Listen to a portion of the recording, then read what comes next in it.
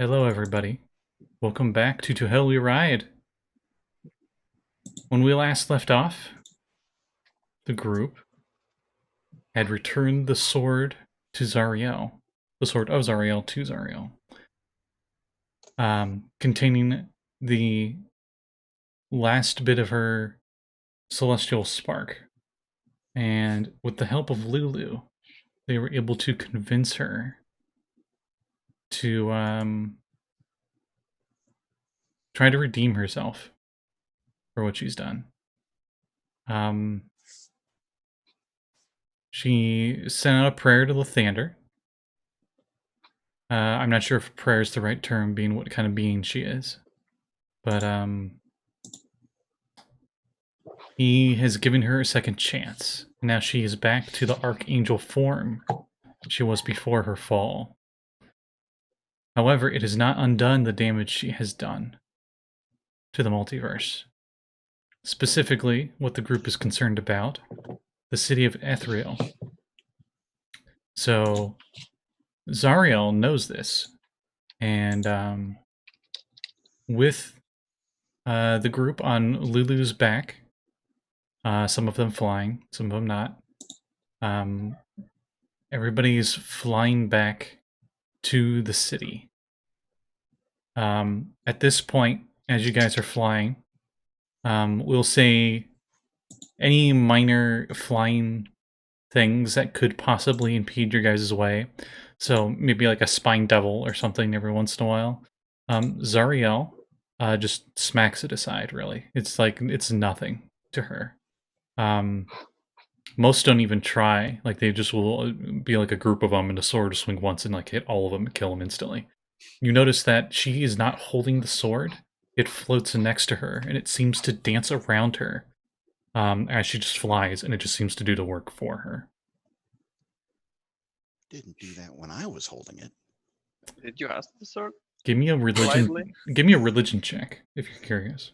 Which I'm no longer proficient with. God damn it. I'm curious, yeah. All right. Brakka got a 15 because she was curious as well. 21. Brakka, you've heard of warrior angels that their swords seem to have magical properties on them. And Nix, you've heard the higher caste angels, the planetars and the solars, have floating weaponry. You're pretty sure Zariel is technically a solar, but probably one of the higher ranking ones. Or at least she was. Who knows what her ranking will be if when she goes back to Mount Celestia. So, you all fly over, and as you get close to the floating city, you notice it is hanging right above the river Styx now. The iron spikes that anchor the city have dragged it nearly into the river's banks. Within a few hours, you believe Ithriel will sink completely into the Styx. Hordes of distant demons fly around the city like gnats, and a battle rages fiercely beneath it. Thousands of fiends clash in Ithriel's shadow, and at the center, you see what appears to be a giant man that is bald with a big underbite.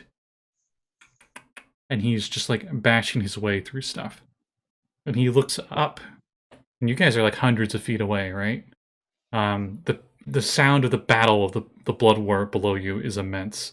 You can tell that Yunogu, you can see actually in this chaos, is sending the biggest horde he can to try to take the city before the Styx does, before the devils do, so he can claim the souls instead. And then this giant lumbering humanoid figure that doesn't seem to be on either side, seems to be fighting everything, really, that sees Zariel. You can't hear him scream over the clashes of battle, but Zariel's like, and this figure turns into a gaseous form. He just turns into like what appears to be a cloud.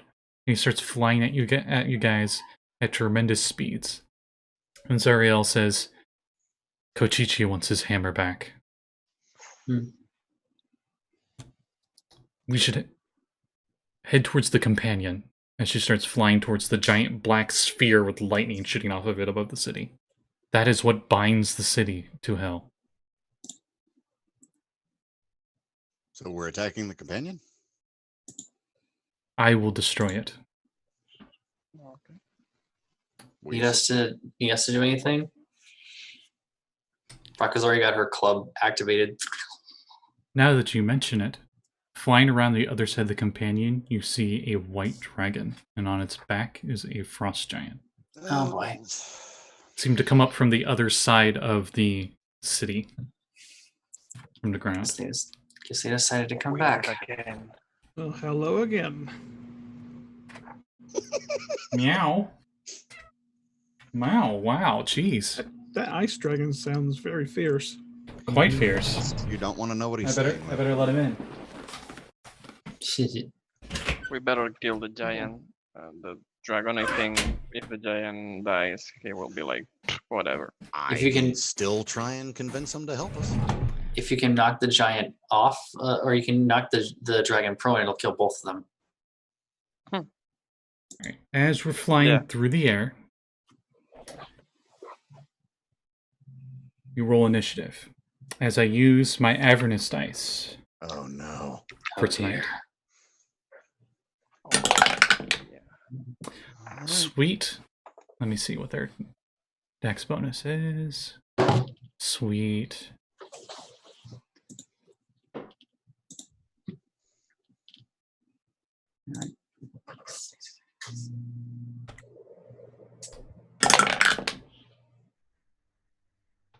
Crystallis is nowhere in sight, if I recall. Didn't he just like leave whenever we went into the thing? Yeah, you guys never went back to get him. Whoops. You gets to enjoy a 9 days off, 9-day vacation.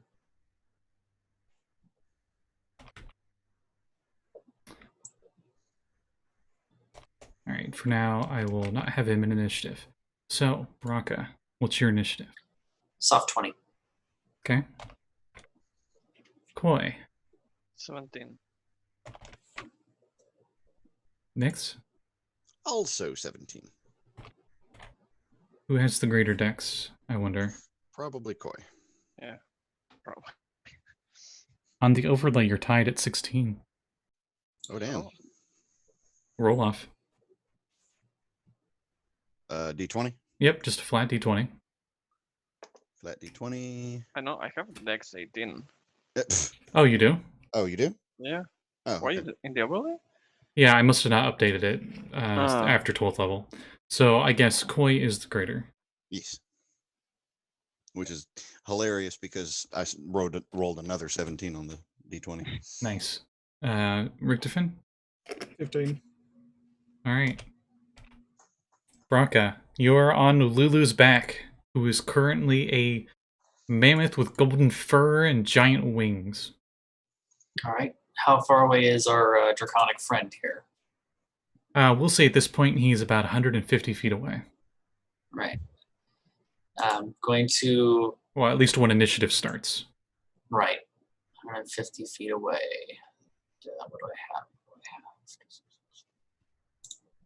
Zariel has already split off from the rest of you guys. She's heading towards the companion.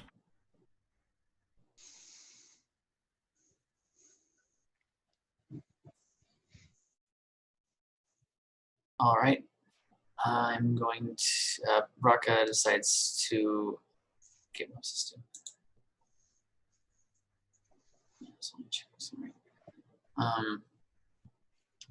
Brakka already had her club going to begin with, so that's going on. But she's going to look to Koi and just goes, "Think you can make a shot?" I mean, I can definitely hit the giant. I don't Think you know. can, you think you can drop the dragon? It'll drop them both. I can certainly try. She puts a hand on her shoulder and just says, "You've got this," and she's going to give you guidance. Oh, So you're gonna what- get a D. Is it D4 to that to any? I believe it's what is that? Any ability Guidance? check or skill save? Or Skill skill save. check or ability save, Jesus. No, it doesn't work for attacks. Never mind. No. Darn it. Yeah, Bless but, is attacks. Bless attacks, right? Oh, you still got that for a minute. So if we get unseated or whatever, you're gonna be able to do whatever you need. As long as you keep concentration on it. Yeah. That's Brakka's turn. Yeah, that's all I had. All right. Koi, you are next. Okay. You can Yeah, see the frost giant appears to have a giant rock that he's getting ready to throw at you guys. I did not take the disarming strike, or did I? No, What the- I didn't. Should be. Yeah, the problem is that dragons are sturdy as fuck, and giants are not as much. I mean, unless you're shooting from a ballista on a boat, which apparently they can't see. Yeah, it's one shot, but I'm not that kind of ballista, and this mammoth is not that kind of boat. So And that's me bashing late Yeah. season Game of Thrones. But anyway. yeah, it's anyway. I really think I have better chance if I hit giant. Or do I? Anyway, I'm gonna shoot. Yeah, I'm gonna shoot the giant. Okay. Yeah, I'm gonna go full in. It's good. Can I like estimate how long it's gonna take to Koshishi to reach us? Kochichi doesn't look like he's coming after you. Oh, perfect. Okay, never mind then. You see a Okay, very so angry, misty cloud that seems to be heading straight for Zariel. Okay, Hang on a second. the little 20. I had to say it. Okay. Nice. Now, what next? No. I was just gonna say I didn't think the frost giant was Kochichi. I thought it was the. No, yeah, but Kochichi is. is coming back from the city. Kochichi was down where all the blood war was going on down below. For some reason, I thought that was Inogu. Inogu's No, also Inogu down is there. outside, sending all the horde to the city. Whew, my brain must have missed Yeah, that it's one. a lot. Sorry. It's a lot happening. It's the blood war. It's It's a war. yeah. I mean, come on. it's the biggest war in the multiverse. Oh shit. You know, it's never ending. So I need a strength saving throw. Oh yeah, natural 20. That's right. Oh. Oh right. Also that. Strength save for the giant. He's really bad at those. Yeah, I know. Dirty 20. Yeah, it passes. Okay. Okay. A- So that A much. giant is bad at strength saving throws. Sarcasm. I have to try. I have 4 tries. I mean, the dragon is not bad either. And then what'd you get on the D100 for our crit I chart Always from forget Xanathar's that. Lost Notes to everything else? 46. Ooh. You shoot him and it hits him on the back of the hand. And he's like, ow. And he looks at you very worryingly as you have frightened him till the beginning of your next turn. That's ridiculous. Okay, then I spend. Which means he has disadvantages on attacking you. Good. And he can't willingly move towards you, but he's not the one moving. Loopholes.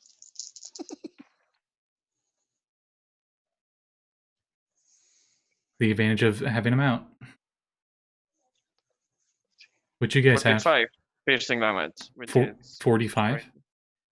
Oh, yeah. Wait. I always do. The dice for the superiority dice also doubles. Yeah, all damage dice doubles, and then you put your Then- modifiers on top of it. Then 45. Okay. Nice. So that's the first. So, yeah. Okay. Next shot. Okay. 25. 25. 25 hits. I will a strength check. I will try to push that motherfucker as many times as I can. Okay. 26. Okay. I mean, natural ones exist, so We need some like metal background music. Cue industrial metal screeching against 30? each other. piercing damage. 38. No, 30. 30. Okay. Third attack. Ooh. 14. 14 deflects off their armor. Okay. Action surge. Natural one. Roll Oh, D100. no. As there's also a crit fail chart. And Xanthos also notes everything else. You can see everything on this single turn. Mm-hmm. 40. This might be bad because you're flying in the air. Uh-oh. Yeah. Oh, no, this is worse. Your attack hits you. This attack counts as a crit on you. Oh, What? I can kill myself. So roll double damage. Wow. And I was sharpshooting. That's crazy. Yep. Oh, Keep Thank in God mind I that that wasn't- plus 10 is after you do the crit stuff. It's not plus 20 on a crit. Yeah, no, I know. I didn't Okay. count it before. Where do you At have me least I- positioned at? At least I didn't put the. So I like to think Superiority die you're aiming there, and you like see the giant is still up, and you're like shit, and you go to reload, and as you're reloading, you like slip because you're flying, and you're not used to flying Yeah. being a fish, and you like let go, and it just goes. And we'll say it doesn't go like through your head, but it clips you Yeah. pretty good. Well, we will see if it goes through my hand or not. Am I on the on Lulu as well, or am I on the ground? Everyone who's not flying would be on the Lewis back, I assume. 28. I think. 28 damage to yourself. Yeah. Okay. ouch. Yeah. I You know- mean, I'm surprised I don't get that one more often with crit misses. yeah. Okay. Gave yourself a piercing. At least I get to do the other 2 attacks. Yep. Well, Hopefully, maybe. hopefully not to yourself. Yeah, we'll see. Crit Okay, 1, that- and then you roll it, the same thing again. Yeah, that's a 25. 25 hits, yeah. Strength saving throw. All right. Ooh, you might make it.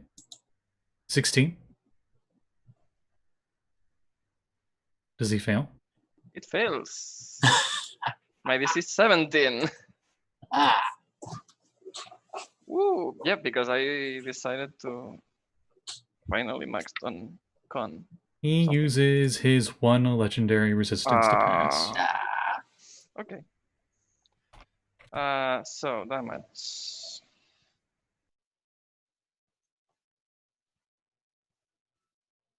$31. All right, my you've last done attack. a lot of damage to him. Yeah.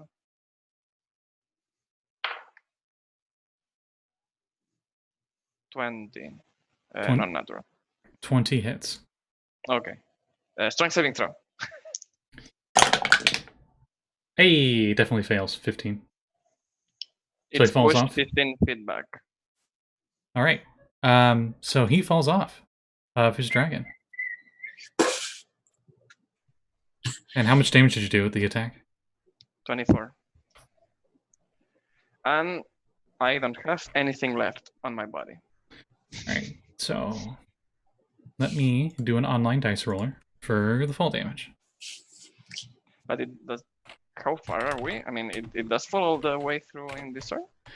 Currently, you guys are over top of the city, so Oh. it's. We'll say you guys are about 100 feet. No, Okay. I'll go with 150 feet up.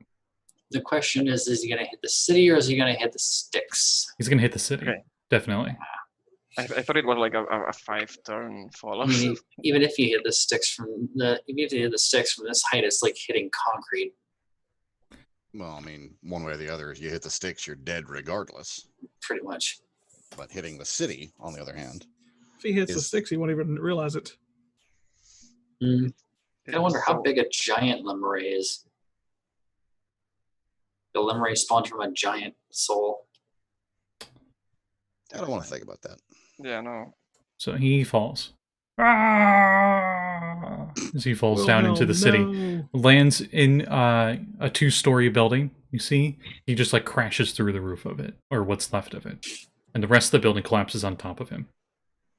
All you guys can see are smoke and debris. And You after... were right, Brakka. I could do it. Just high fives. Put a hand up for a high five. And after Koi is Nix. Okay, so first thing, bonus action. Nick sprouts a second pair of wings, except this pair are draconic, and they're cobalt blue. So my fly speed still stays the same at 90, but now I got 4 wings. Now you're all fancy. Yeah, So you now can I'm all fly, fancy bro? and shit. I can fly. The angelic wings are still the dominant pair of wings. We'll say it's a smaller pair that's like right underneath to help with balancing. Almost like tail wings. Oh. Give him Hermes wings on the boots. No, that's a magic item. And then for my full action, I'm going to cast Crown of Stars and have that active for the battle. All right. Now, those at home can see the stained glass art of Zariel in her angel form. That halo she has is what your Crown of Stars turns into. Ooh, nice. But there are like 7 specific focal points, since it's 7 motes of light, if I recall correctly. That it is. Yeah. And that's your turn. As you continue... Wait, do you move? Do you continue flying the way you guys were going? I'm sticking with Lulu and the group for the time being, Okay. because I spent most of my action readying for the next round. All right. Richtofen. All right. Is the giant moving at all, or is he done so? You can't tell. He fell into a building, and then there was just a bunch of smoke and debris as it collapsed on top of him. He fell 150 feet, though. It's quite a fall. Okay, is the dragon still coming at us? Yep, not even hurt. Oh, so he's not even deterred from losing his rider? Well, I mean, he hasn't had time to really react to anything yet. And the No, dragon. That was literally... This is literally the first turn. Well, then fireball to the snoot. Just in case it can be friendly. Extreme booping the snoot. Dex save? Right? Yes. 21. He passes, so he takes half. And that would be...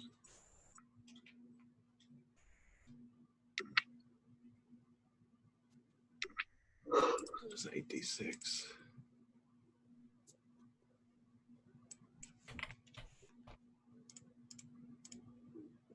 $30, so it'll take 15 fire. Okay. Barely seems to even affect the dragon as it flies right through it. Stop it. And it's like, no, I will not stop it.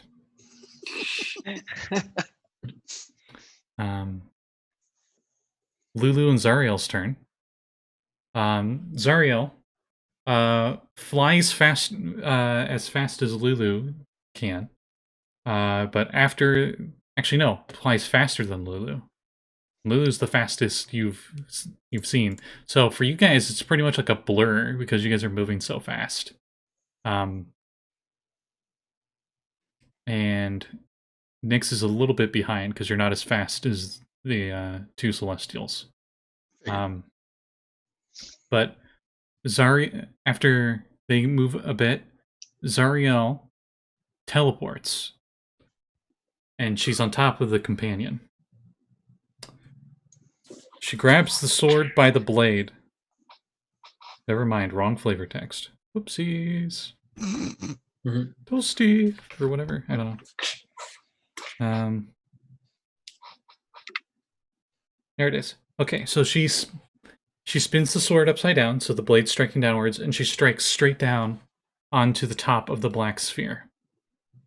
And as she does, there's a really loud bell gonging sound as the companion starts to shatter. As it does, even from this distance, you can see the sword shaking violently from the reverberations.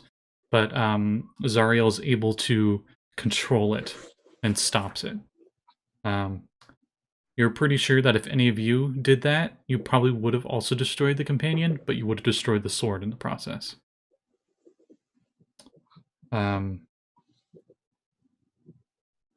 Popping out of the top of it is what appears to be a blue-skinned humanoid with white angelic wings as he starts to come out of it, and he's just flying very weakly, and Zariel goes over and grabs him and holds him. He's wearing a white toga.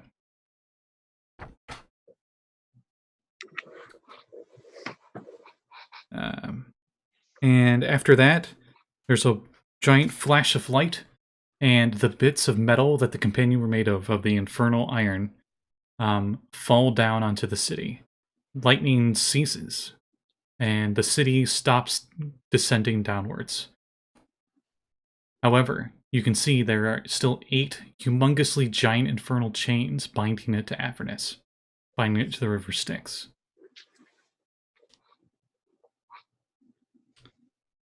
Lulu, nah, that will be her turn.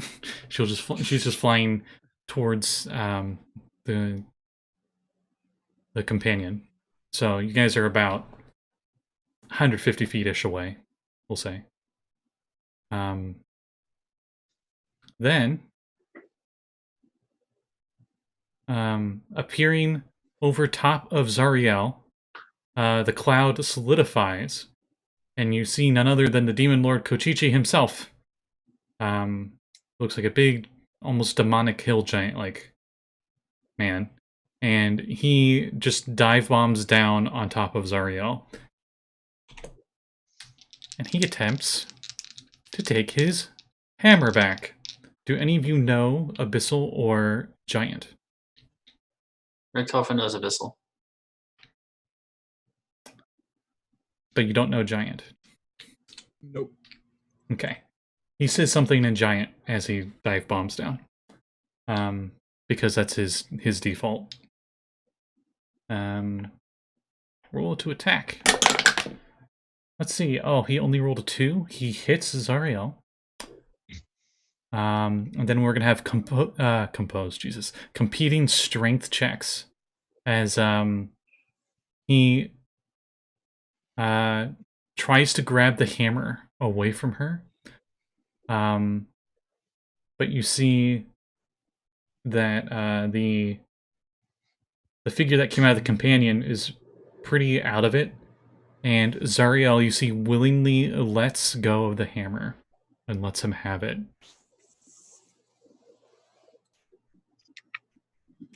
For the sake of retcon, she has it.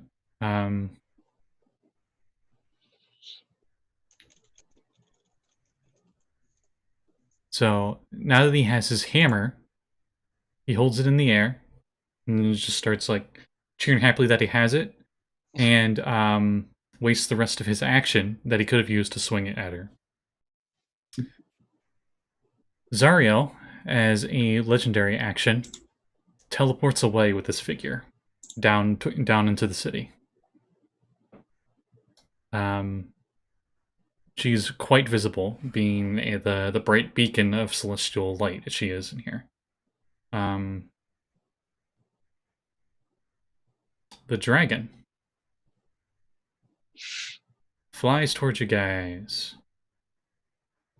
It is not close enough to attack you with any of its main weapons, but it doesn't need to worry about that. Everybody, including Lulu, needs a con saving throw as a breath of frost hits all of you. Does the dragon notice the loss of its rider? Yes. Does it care? Yes. That's why it's breathing a cone at you. Ah.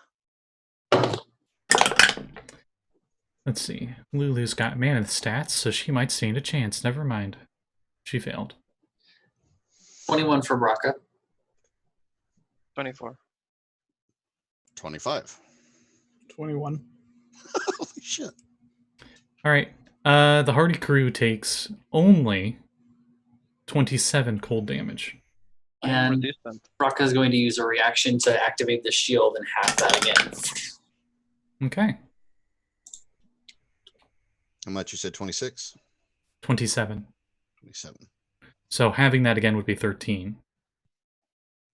Give me the math.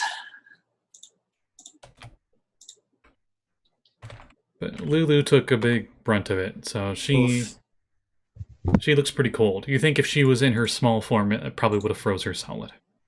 Probably would have killed her with her luck. Oh. Exactly. Froze her solid. How bad it hurt her? Pretty bad in this form. After the dragon, we loop back around to Brakka. Right. The how bad dragon's does- 60 feet away from you in the air. Did Richtofen go? Yeah, Rick blasted it with a fireball to the Mhm. face. Oh, that's right. My bad. We're back to the top of the round. Mm-hmm. Looks pretty bad, right? Lulu looks like it hurt really bad, but Lulu looks like she could take maybe two of those on top of that. And still be fine? In her current form, yeah. Right. I'll still worry about my friend. So Brakka is going to dump 6 things of Balm of the Summer Court into Lulu. Bonus action. 8. 13 HP back to Lulu. Didn't really roll on that one. Okay.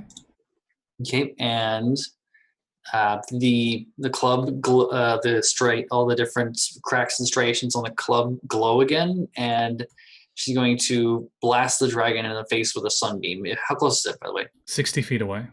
Now, I believe that it is just in range. So it needs to give me a con save. All right. Dragon con save. Probably really good at that. 21. 21, yeah, that passes. Still going to take half of 68 radiant damage, just isn't blind.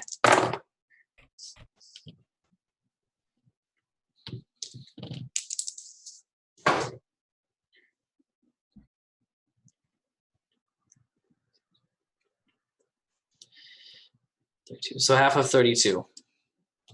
16. So then that's my turn. All right. Koi. I will shoot the dragon. Oh, before Koi's turn, the dragon uses a legendary action. Maybe. Maybe. It does not. Go ahead, Koi.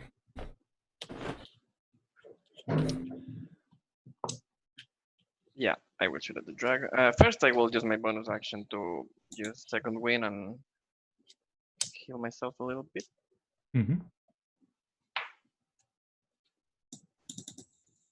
In Draconic, you heard from the dragon, "You fools!"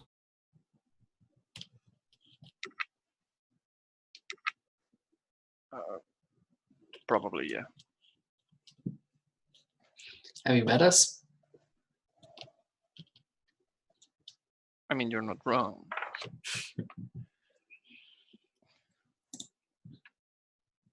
$26. Yep.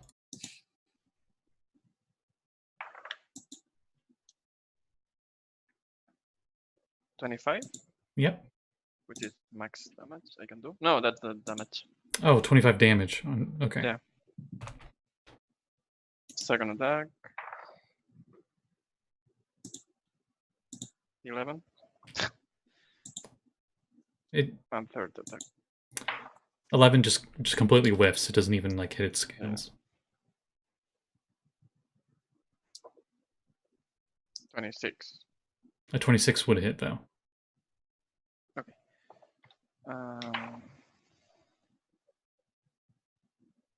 19 piercing damage.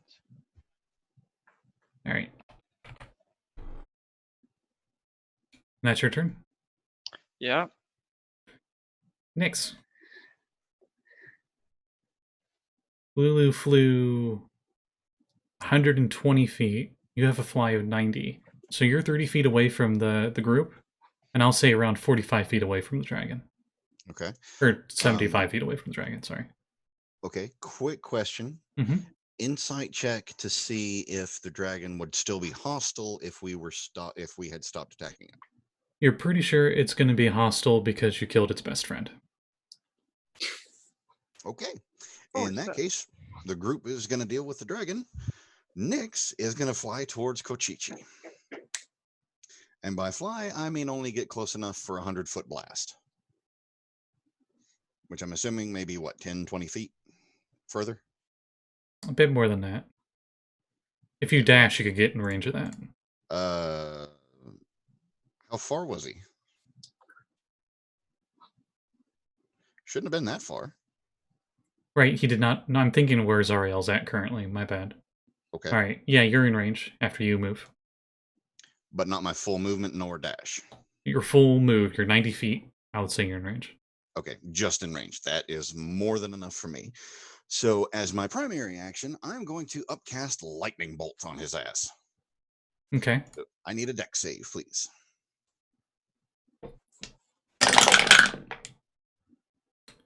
Uh, 20. Dirty 20.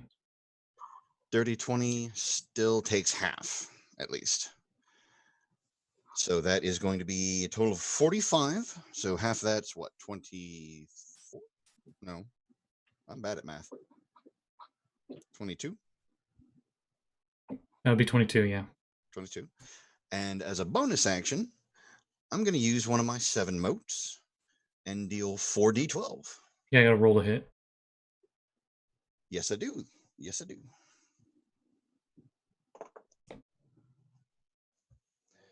Let's see, plus 10. That makes that a 25 to hit.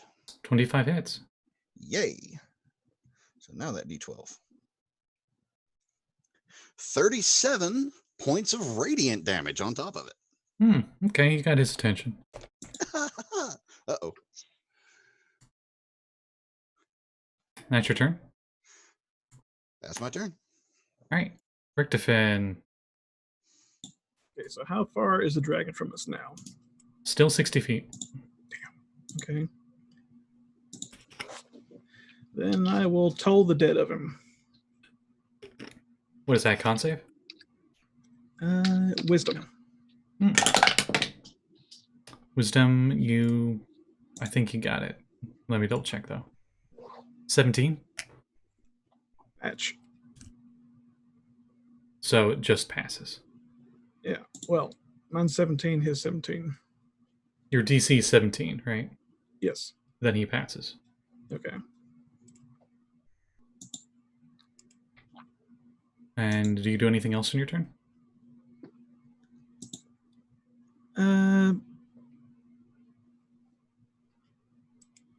I'll save a reaction.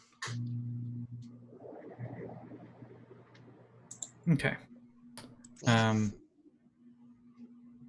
It is then that at the end of your turn, Zariel will use a legendary action to teleport, and she is right next to Gojiji.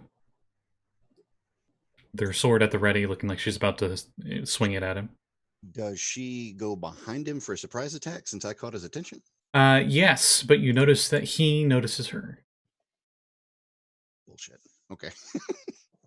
Because they're both ridiculously powerful multiverse creatures. They have senses well beyond mortal capabilities. After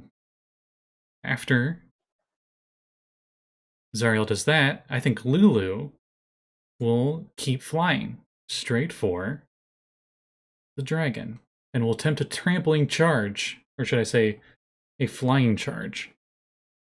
Hold on tight, everybody. And while that's going on, since this is technically not an attack, it's just part of the move. Oh, wait. Okay, it moves at least 20 feet straight forward at a creature, and then it has to hit with the gore attack. So she has these giant mammoth tusks now. They're not these tiny little, cute little stubby tusks. And she's charged right at the dragon. An 18 will hit the dragon. So the dragon takes damage from the gore attack, and then also has to make a strength saving throw, which it got a nat 1 on. And Lulu, as she's flying by, just like slams into him and kicks with her feet as she keeps going and doing a trample attack. Which, unfortunately, it blocks with its wings, but it did still take the gore attack. Nice. For the rest of you, you're like grabbing tightly onto her fur, as this is evasive maneuvers, to say the least. If she was a chocobo, she'd be a materia. I mean, she's close. She's golden and fluffy. So, how far away did she move away from him after the attack? With her move, I would say she moved.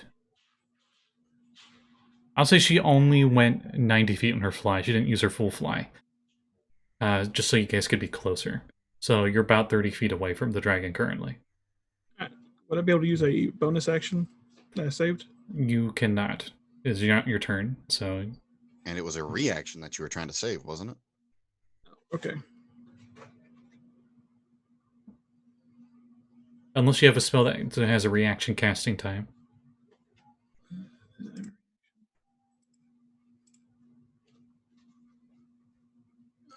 No, it's a bonus action. Never mind. Okay. Lulu says to the rest of you, "Go help Zariel! I'll take care of this dragon." And, How? We're riding you. Oh, right. And I guess she'll use the rest of her move to fly even further down towards the city, where, Zariel and Kochichi are at. Making you now 60 feet away from the dragon. And I'll say about 60 feet away from the ground. After Lulu's turn, it's Zariel's turn. Zariel will attempt... You know, she will attack 3 times with her sword. Why not?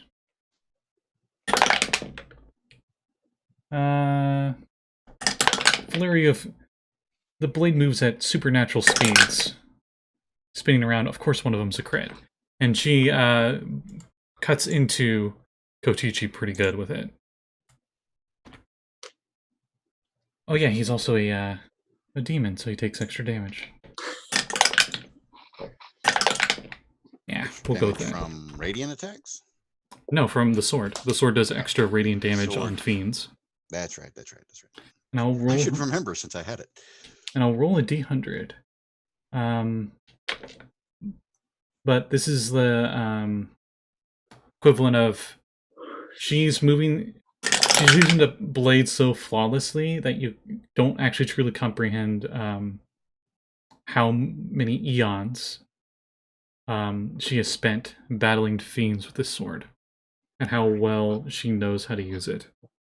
But her attack, regardless, is so inspiring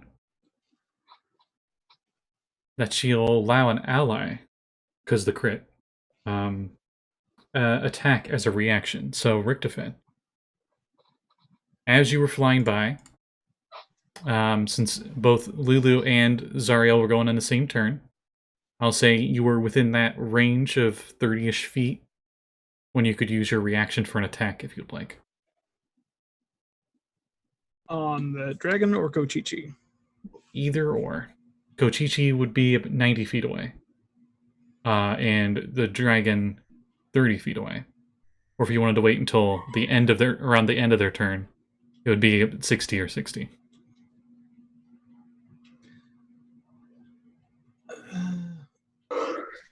Guess I could lob another fireball at the dragon.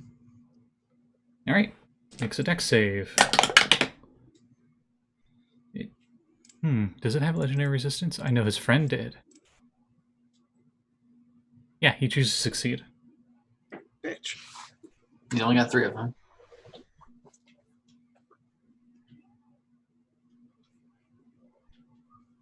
So, half the damage. So it'll take another 15. All right.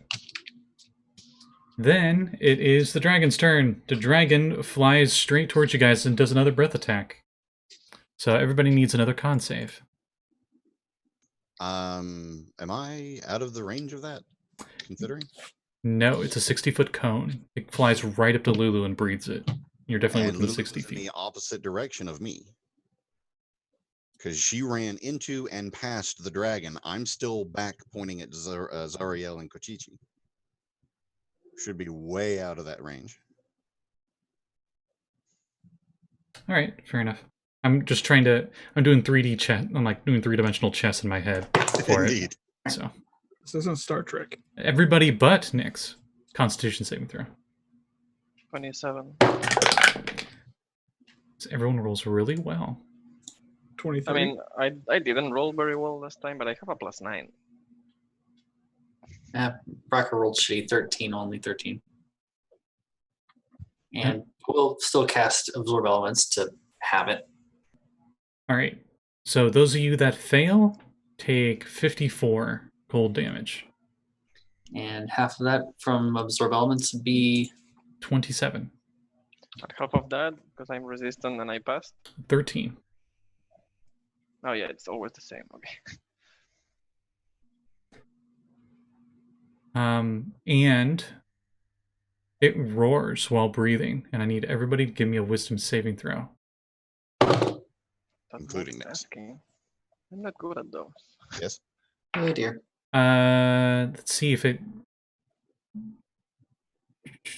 Yeah, you're within 120 feet, so you also need a wisdom saving throw. Okie dokie.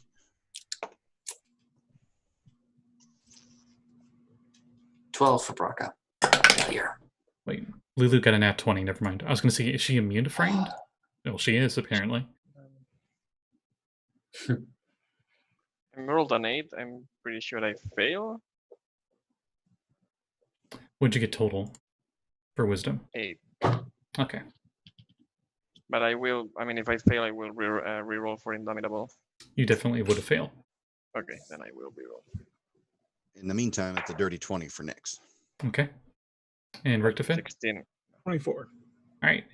Hey, everybody passed. But Brakka. But Brakka. Is Brakka- So Brakka Brakka, roll- you are Brakka currently roll. frightened Yeah. of the dragon. Oh yeah. Also, Brakka rolled this was it 16? 17 actually on the Constitution check to, keep the keep Sunbeam up. Oh, 17? You roll? Mhm. Yeah, that would pass. Okay. Okay. Yeah, that would pass. Because you took half because of Absorb Elements. If you Mhm. would not have used Absorb Elements, that would not have passed. Yeah. Let's see. Yeah, Lulu has her aura off. That's why you guys are able to cast spells. Let's see. That was during the enemy's turn. That was just the dragon going. Lulu, unfortunately, doesn't have any legendary actions. Kochichi swings twice with his hammer back at Zariel. And he actually laughs at her even though he's getting hurt pretty bad, but he doesn't seem to care that his artery has been cut on his neck as blood is just spewing out. It looks like you can actually visibly see his collarbone jutting out. And one of his arms is barely attached, but he just does not seem to care. It is a eerily supernatural sight as he just continues the battle like this damage means nothing. Though it clearly is damaging him pretty badly. Wow, he hit with both. So Zariel gets smacked twice with the hammer.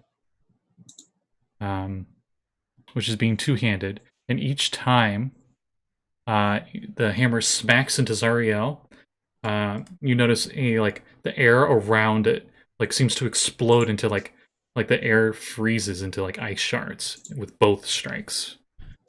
It's almost like a visible sound wave, but of cold. And you all are just out of range of it.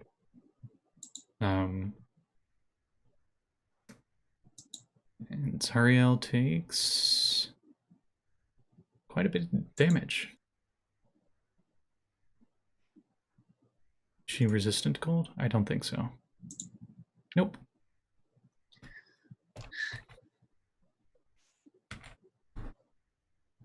She takes a total of 62 damage, by the way. And then, as her legendary action, she'll emit a magical divine surge of celestial energy.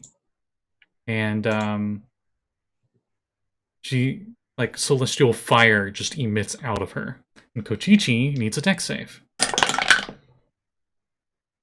This is fun watching them fight and so you guys fight. It's so fun. I mean, it is kind of an epic battle here. Right. That we're technically a part of. Yes. I'm a kaiju fan, so yeah. Kochichi got a 25 on his dex, so he does pass on her Searing Burst legendary action. However, that just means he only takes 14 radiant fire damage. Let me add that to his giant hit pool, which is dwindling very fastly. Zariel is kicking his ass. Nice. Alright. After him, and after Zariel did a legendary action, it's back up to Brakka. You're currently 60 feet away from Zariel and Kochichi, as Lulu has been flying down towards them, and literally like right on you guys is the dragon. Koi So was are we- first before Zariel, right? It's Brakka, Koi, Nyx, Richtofen, your allies, and then the enemies. My bad. Sorry I for the thought- confusion. She's using legendary actions, which she uses as at the end of any turn. Yeah. Legendary actions can interrupt people's turns. Yep. I'm aware, but I was confused as to the point in time when that took place. I thought it was after Koi, and yeah. Shutting up. You're good. No worries. Right. So are we like skimming over the city right now and as we're zooming in on Zariel? Yes. I'll say just conveniently enough, you guys Right, so zoom we're, like- past the building that was destroyed, and you see very clearly that giant, like, eyes open dead, and like parts of like the support beams like piercing through his back. Ooh. Right. So does it look like there's a spot like within 60 feet of Zariel and Kochichi where I could just like hop off? Yes, but I'll make it either a acrobatics or athletics check as you do so. Is there just a perch like nearby? Like I could like I can see within range. Well, Lulu's currently moving, that's why I'm. Right. But yeah. I can see something at least. Yep. Good. Hidden paths. Okay. Teleport to it. Bam, you're there. Spirit walk to it. All right. And I've got Kochichi in my sights, right? Mm-hmm. All right. Clubs glows again and zap. What's he need? So he needs to give me a con save. What's this? Constitution saving throw. For Sunbeam. Zappy. You would hit Zariel, maybe? Or is it only one target? I would hit Zariel. I would. It is a 5 foot wide, 5 foot wide, 60 foot long line. Okay, I thought it was. Trying to aim I thought it so was it's only wider just than. gonna hit him. I thought it was wider than what No, it it's was. 5 My feet. bad. 5 feet wide, 60 foot long. He rolled pretty low. Let's see. There's a 21 pass. It does pass, Okay.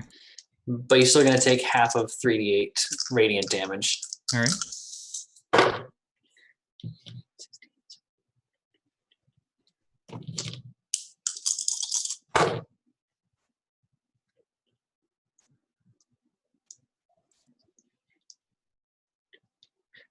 Half of 44, so probably 22.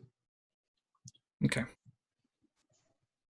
As his legendary action, he looks back at you, and he says some things in Abyssal that are at rapid fire. And Richtofen, all you can really make out is he seems to be emitting some kind of curse towards Brakka. There's no save for it. Wow. So you can Brakka- say curse words. Yeah. But the synopsis of what you can get in the heat of the moment, Richtofen, is something about marking Brakka as his new target for slaughter, and may the bloody mess be of much glory to him. Stuff like that. So yeah, he just curse word or cussed out Brakka. Yeah. Then it is Koi's turn. Dragon within melee. Kochichi within 60. Kochichi looks pretty effed up. The dragon melee thing. I mean, if I try to, how fast is Lulu's going? How? You're pretty sure she's faster than the how dragon. I mean, I'm just saying, if I jump off, do I get whiplash? Well, it would be either an athletics or acrobatics check. I'll just have it so you just jump off and you do like a land roll or whatever. I'll try an acrobatics. Okay. Side tangent. In my first campaign, one of my players had a adult green dragon that they used a wish spell, because I foolishly gave them a genie lamp that gave him one wish at like level 8 to get any wish he wanted. And they were fighting this green dragon, and he said, "I wish it was under my control." So he got an enslaved dragon. Anyway, he wanted to jump off of it onto a airship. And I'm like, okay, that'll require a check. And he got like all upset that they're above the clouds, moving like over 100 feet around, and he wants to jump from the dragon's back onto a ship, And it requires a check. He's like, "How dare you?" And I'm like, "Why? Why is that? That would be Rules. difficult." Anyway, sorry. Go ahead. Mhm.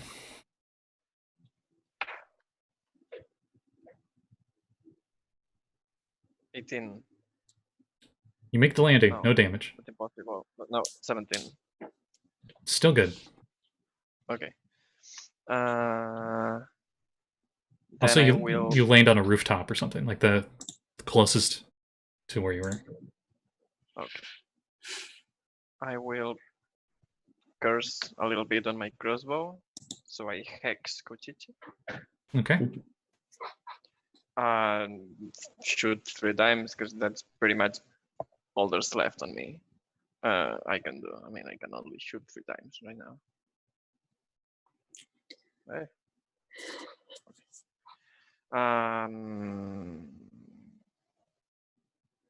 Do I even try to sharpshoot this thing? No, I won't try to sharpshoot. Regular shots. Okay. 19. 19 hits. Okay, then I will try to sharpshoot next time. 26. 17 damage total. Do I tell you the necrotic damage separately? No. Okay. So that was 17 total. So next, yeah, next shot. I sharpshoot right now. 20. 20 hits.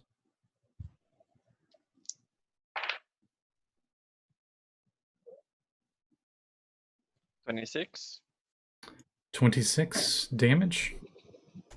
Yeah. He looks really messed up.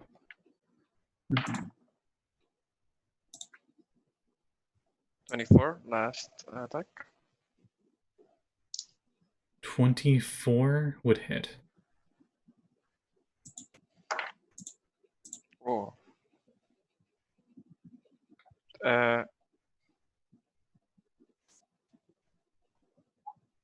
20. Here's the damage. Okay. That's my turn. All right. Sorry, looking up something. Whee! Don't mind me. There is going to be a legendary action from Kochichi, though. Okay. He will use his last legendary action to charge right at Brakka. And as he does, he provokes attack of opportunity from Zariel. I wanted a spell. Zariel got a 24 to hit. So she deals That hits. a lot. Actually, it doesn't even matter. Alright. So he goes to turn around, seeming to almost immediately forget that Zariel was there. And Brakka, as he's running right for you, you see Zariel's sword go straight through the back of his head, through the front of his head, and then fly back to her as a reaction. And he just, as he's running, just he falls to the ground lifeless. Brakka, if he skids towards her, Brakka just puts out her foot and just taps his head as it stops. Yeah, we'll say it's that Hollywood convenience where it just like slides right up to you. Because She just, like, he just looks at him and go ahead. as he just stabs him, he goes, "What's that you said? I couldn't hear you. It sounded like you had something in your mouth." That counts as one. Yeah, What's sorry the about that. respawn time of phylactery again? And then Pretty sure.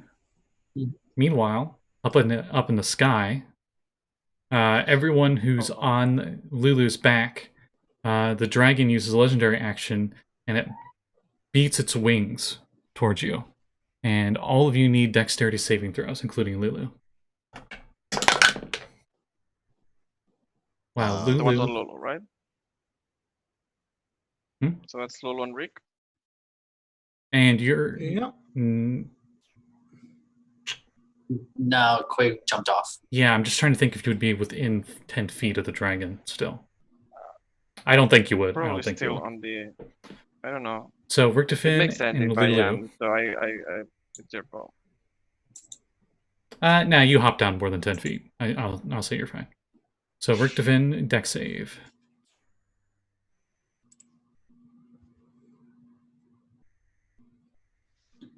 Ooh, 21. All right. Luckily, you pass, so you don't take the bludgeoning damage from the wing attack. However, Lulu did not pass, takes that bludgeoning damage, and is knocked prone. So she falls out of the sky. And I'm going to say your dex save is you avoiding being squished by Lulu's mammoth-like body as she crashes down from the sky. And she will take damage, but her giant, floofy, celestial mammoth body cushions the blow for you. Floof absorbs the impact. Mm-hmm. Oh, she only took 14. That was trivial. All right. She's like, "Oh no, are you okay?" She says to you, Richtofen. And then that's when she notices that she's like laying on her back. You're just like on her tummy.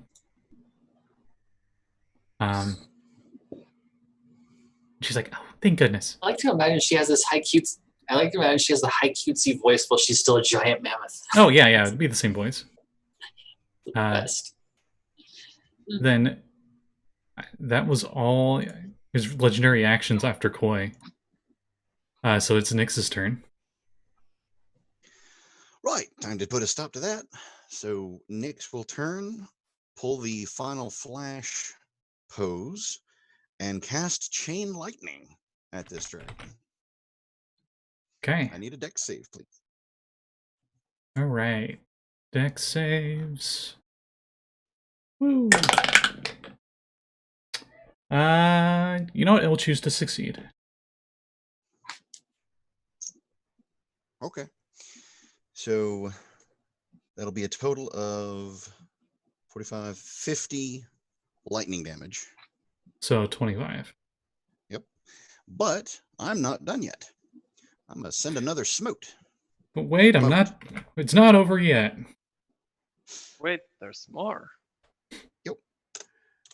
So it's one more mote down, and what was that? I'm gonna saw this white dragon in half and then seal it together with flex tape. Sorry. That's a lot of damage. So I need a roll to hit for the mote. Mm-hmm. Hells to the yes. Not 20. Hey, D100. Hey, yes. Come on, give me high, give me high, give me high, give me high, give me high. 97. Your attack was made with a spell or magic weapon. So roll damage. I'll tell you what happens. Okay. So 40-12 right into the face is 39. Was Right. that for doubling it? No. Oh, it doubles? No, it's double the Get it. damage dice. So, okay, so shit. Whenever the damage dice was, what is it for mode of light? What did you roll for damage? 40-12. Then it should would I have been just roll 8. another Then it would four? have been 8d12. Yep. Okay, so just another D. Okay, so 39 I already wrote plus down an additional 20. what was it additionally on top. 23. Okay. 23 additional. Sorry. Quick maths in my brain. All right, so this dragon looks really hurt as you just blast it with your Crown of Star emote into its face, and as you do, it like looks deeply into your eyes. What's your wisdom? Let me double check. Okay, yeah, you were pretty sure that the dragon is charmed by you.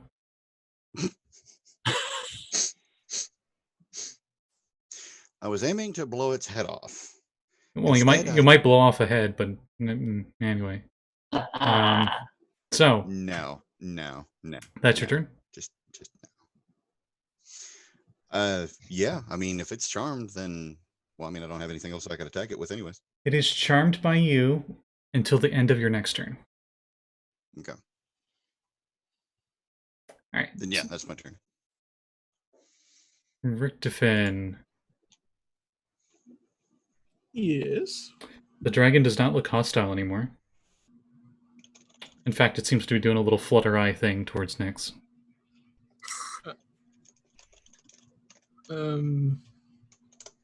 Guys, Should we give them some privacy? No.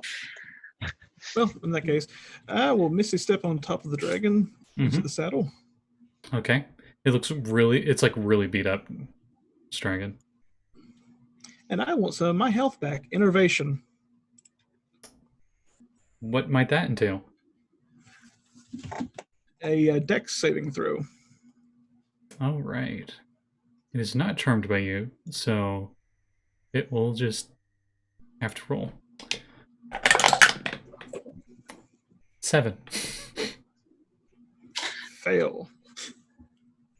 Okay, so it's going to take 48 necrotic.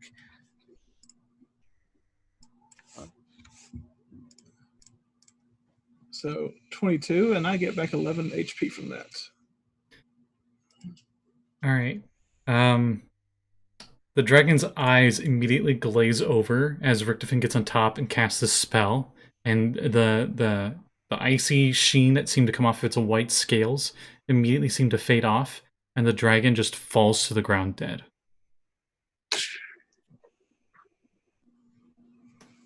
End of initiative. Yeah. Everything's dead. Yeah. It's Inago still coming. Zariel flies over to you guys. Lulu flips over, heads towards you guys. And both are immediately like, are any of you hurt? Do any of you need healing? Do you need any help? So you take a beating. What about your friend? Oh, I'll go check on him. And in a flash of light, Zariel's gone. And then she appears 120 feet away towards the guy. Lulu, however, Right. is like, okay, which one of you is most damaged? Now I think about it. I only took the one attack, but I can use my dragon's orb to cure wounds on myself. I'm still over 100 HP. I'm good. I think. I mean, judging by the overlay, Rick is the more fucked up. Hurt. You were at the first time. Lulu's like, oh, I'm sorry, I'm usually not this reckless. And she goes over to Richtofen and casts Cure Wounds on him. You heal a whopping 13.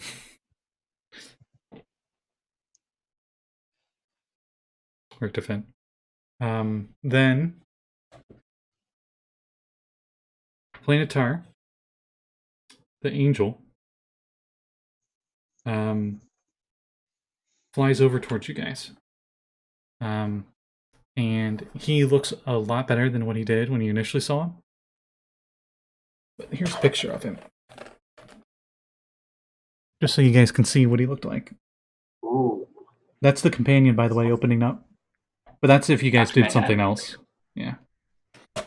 So, he flies over and says, Zariel has filled me in. If you could help assist her on sundering the chains, I could lift the city out of Avernus back to Torel, where it belongs. We'll do what we Yay. can. That was the plan. So do we have to worry about Kochichi coming back anytime soon? The angel looks down at Kochichi. He says, the demon lord is immortal. But I do have an He idea. has a phylactery. But I do have an idea. And he goes over and let's see what a planetar strength is. Oh no. Oh wait, no, he's going to lift the Give him a city. bath. He's going to lift the city. Of course he can do this. He picks up Kochichi's dead corpse, which you see is already healing. And flies over the river Styx and drops it. Ooh, that's Enjoy gonna the swim, trigger- asshole. Well, that's another millennia problem. Mhm.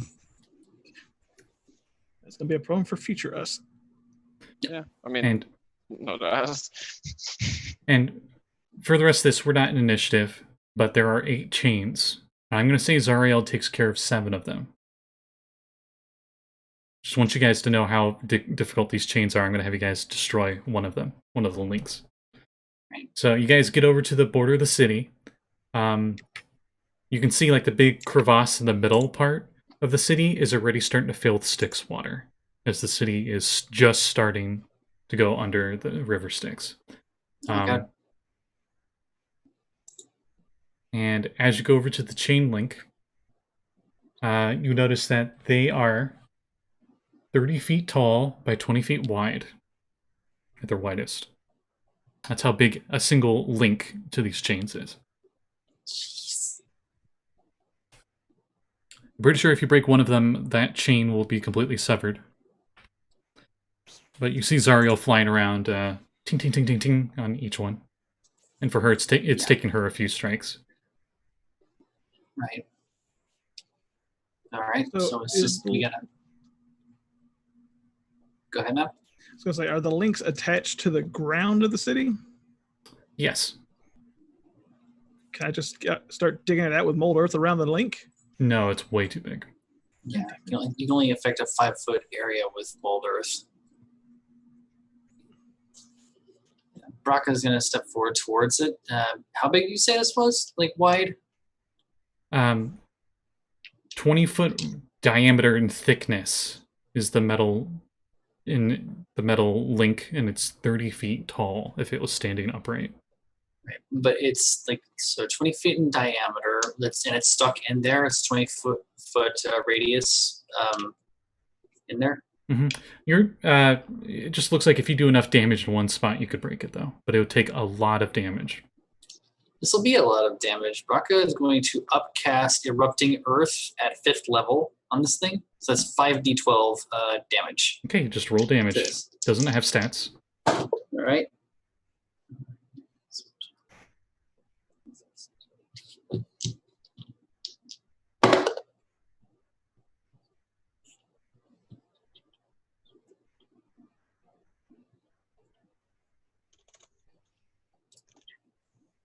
I was gonna have Kochichi This escape.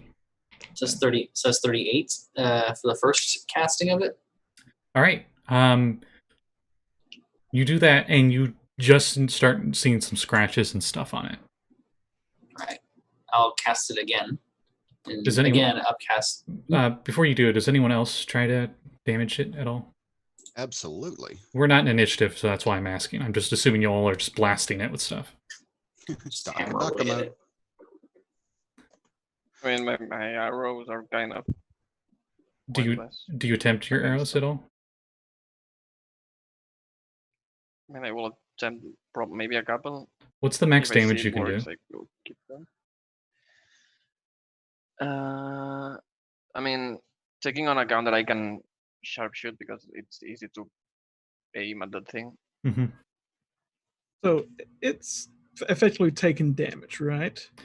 Yeah, it definitely took all that damage Brakka did to it.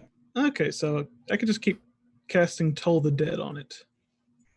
You cast Toll the Dead and it doesn't do anything. It's an object, fine. not a Use creature. wisdom. Yeah. Chill touch then. How much damage can you do with a chill touch each cast? Like if you've rolled max damage on it. 24. Your chill touch does not affect it. So, upcasting chromatic orb in the Big Bang pose. Okay. So that is 7d8. 40 even. All right. What kind of damage? Oh, balls. Okay, so you do 47 balls damage. It seems pretty effective. No. That's not what I meant. I was trying to Just a decide wet between. thwack. Ugh. We don't even know if Nyx has those. I was a toss up between my normal lightning or trying to do thunder damage, but I guess if I can remove any sort of, well, maybe it may be immune. So yeah, thunder.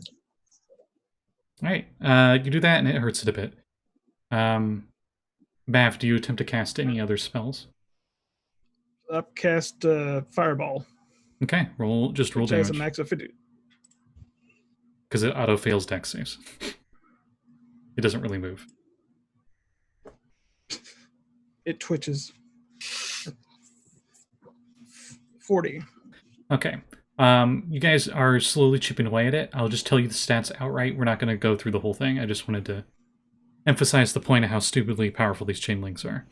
They are they have an armor class of 19, 250 hit points each, immune to poison and psychic, of course, and a damage threshold of 30. Now in 5th edition, damage threshold isn't used very often. So damage threshold is if you deal less than 30 damage, it takes nothing. But if you deal 30 or more, it takes all of that damage. So that's why I was saying your cantrips weren't working. It's not that it can't take that damage type, it's just you could not deal enough concentrated damage in one go to actually hurt it. Wait, not even Toll the Dead? Not with Toll the Dead. Even if it's 3d12. Oh, okay, that's right. That's only 36. 36? Okay, it would... Does it have to be a creature, though? You point. Oh, yeah. Yeah. That's why it wouldn't work. It's not living, so you can't really toll it to death. But eventually, we'll say after a few minutes of you guys just giving what you got left on it, you're able to sunder that last chain. And as you sunder the Plasma last... cutter. as you put on your blast shield and you sunder the last chain, flavor text.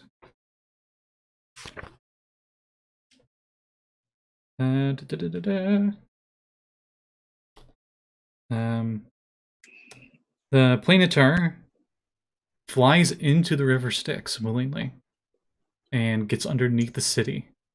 And at first nothing happens, and then you feel the place rumble a bit, and it starts moving back upwards. And then it keeps moving up and up and up, and you can feel the air from above, the hot, dry air, blowing downwards towards you, which is why you're able to definitely tell you're moving upwards. As the city, somehow barely keeping itself together, as it's just in like parts that are like floating near each other, starts elevating up out of hell.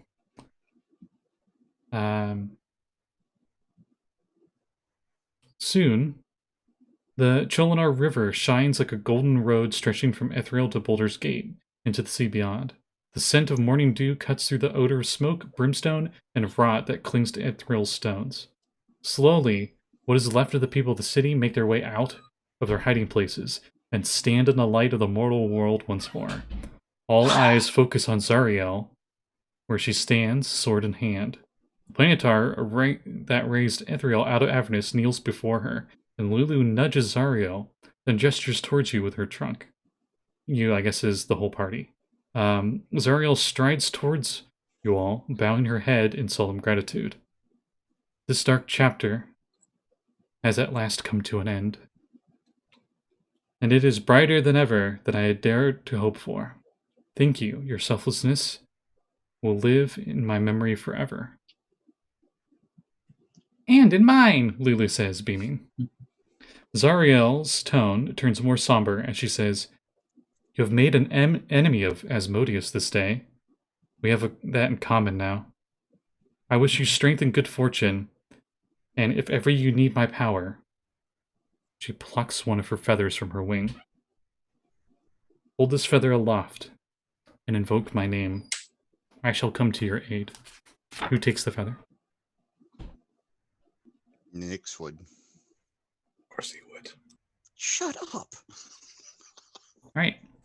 So, this golden feather that you have counts as the equivalent of casting the spell Planar Ally. You use an action to do it. And it calls both Zariel and Lulu to you.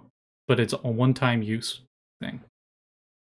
I don't know why they give this to you, because it's like, this is it after this. But it's a nice gesture. It's like a good gift for you. But they both are summoned to your aid and can aid you for an hour with no payment asked in return, unlike the spell. Which is super nice, because if it was the spell, it would be like, yeah, I need at least 50k gold for Zariel to stay for like a minute. She's kind of got very important things to do, and money isn't really... Anyway, well, whatever. With her gift given, Zariel inclines her head, unfurls her wings, and soars into the sky. Lulu turns to wrap you all up in a massive hug with her trunk. Brakka hugs her. Okay. Brakka just like hugs her. She holds onto the hug for a very long time, as long as you allow her. Brakka just keeps right on hugging as long as she can. Just smiles. Cut to the sun, like rotating down into the horizon and the moon rising up. Lulu doesn't need to sleep. Right. I joke. Anyway, Yeah. I'll just say she eventually does let you go, and she smiles warmly and says, "We'll see each other again someday. Is that an Infernal War Machine?" I don't know if you heard the engine roaring. No. The golden mammoth then flaps her wings and soars into the sky, and you watch her silhouette dwindle until it is swallowed by the sunlight. Brakka's just shielding her eyes and just waving. Just looks a little sad when she's gone. There's like a giant butterfly with her, and it's just going, free, free. And you just see this like 10-year-old kid waving by to the butterfly, and you have no idea what the context is.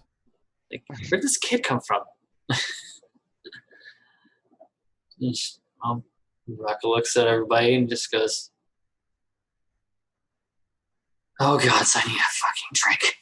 And just planks on the ground. Tired. This air that you're now breathing, now that you're back on the material plane, what used to feel like just normal air to you is the equivalent of aloe vera on a sunburn. Oh yeah. So, Nick spends a few minutes flying maneuvers in the air, in the new air. As you do, a bunch of random refugees are like, "It's an angel! Please, I have no food."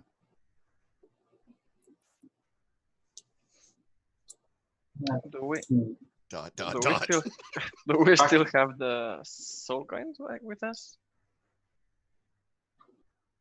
Do you? I asked. We I mean, I checked. we didn't get rid of all of them. I still have 4 of mine. The camera like pans down to the soul coins, and like that happy music slowly turns more like spooky, and you hear like, and it gets louder. No. Right down there. Smash. I free mine. Yep, smashing mine. Yeah, wait, I think you guys destroyed all yours. I still have 4. We destroyed the excess ones, so we still have the ones we can carry on our Yeah, person. I still Oh, that's have right. 3 on me. I free them. including the 2 that Nix was carrying, because they didn't want to keep Alright. it. Unlike the chain, you guys could like cantrip or basic attack. Just you break them. Yeah. Rocker's just smashing hers with her club. Oh crap. Hmm. I wonder if the Lord's Alliance has ever had anything close to a celestial kobold with 4 wings in its rank. Probably not. Nobody has seen a kobold with 4 wings. I've only seen an Celestial. angel kobold before. There's still an issue of this town have been decimated and the survivors starving. Yeah. Right. Let's see what we can do to help them out. And I guess we just go about like doing what we can to help out the survivors. All right. Hang on. Hmm? Are we back in the mortal plane now? Yeah, You we're on the are- material plane. You are where Ethereal was in the Forgotten Realms. So yes. Okay. So nowhere near Baldur's Gate. No, you're kind of close. You're like 5 days Yeah. by foot. Okay. 5 days away, but we still So- have to get these people some food and water and stuff. It is the closest city to this one.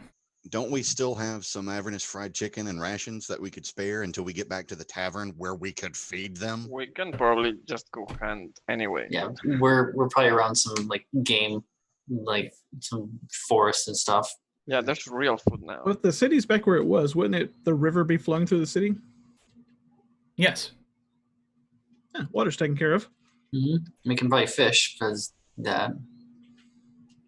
All right. For those of you that want to help out people here, we'll say you spend a few days helping them out in certain ways. So here's the choices I'll give you. You could either use a survival check to get them food, a medicine check to help those that are in extreme levels of exhaustion due to starvation. Or I would say a persuasion check for you to be going to nearby villages and seeing if you can get them to help out as much as possible.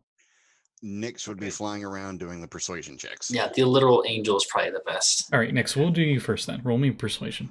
Oh, Jesus. Okie dokie.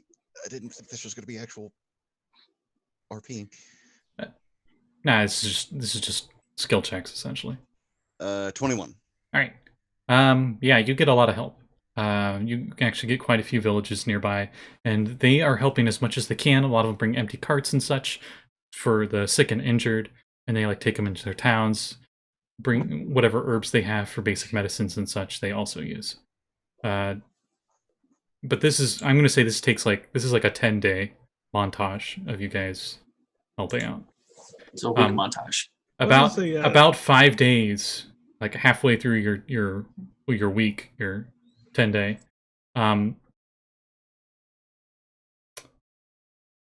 Flaming Fist members from Baldur's Gate show up as bodyguards, as a big caravan from Baldur's Gate. Apparently got a message from a flying mammoth that the city was back and needed help. So they came and they're assisting you guys as well. Good. We tell them what happened basically, and report, because we did work for them at one point. We tell them what happened to their leader who was stuck there, unfortunately. First of all, what day is it? What date? Well, I gotta go back to chapter 1. Because we found his corpse with the Minotaur and the Tanaruk in the basement of the temple in the graveyard. It's the Lathander temple. Right. Then we shall give him a proper funeral, as well as one as we can.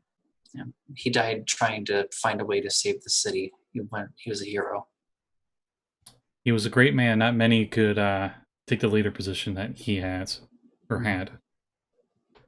However, Duke Dillard Porter's niece, Lara Porter, is now in charge of the Flaming Fists.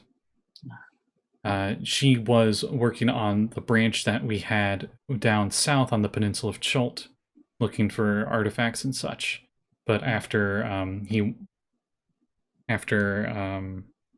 went missing,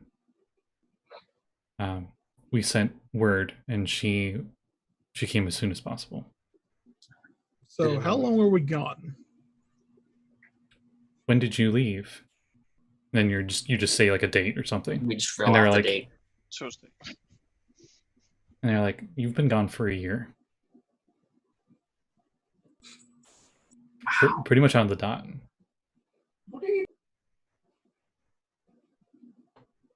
I mean, Huh. need to check it out. For everything that you've done, especially saving a city from hell, we would definitely be able to escort you back to Baldur's Gate.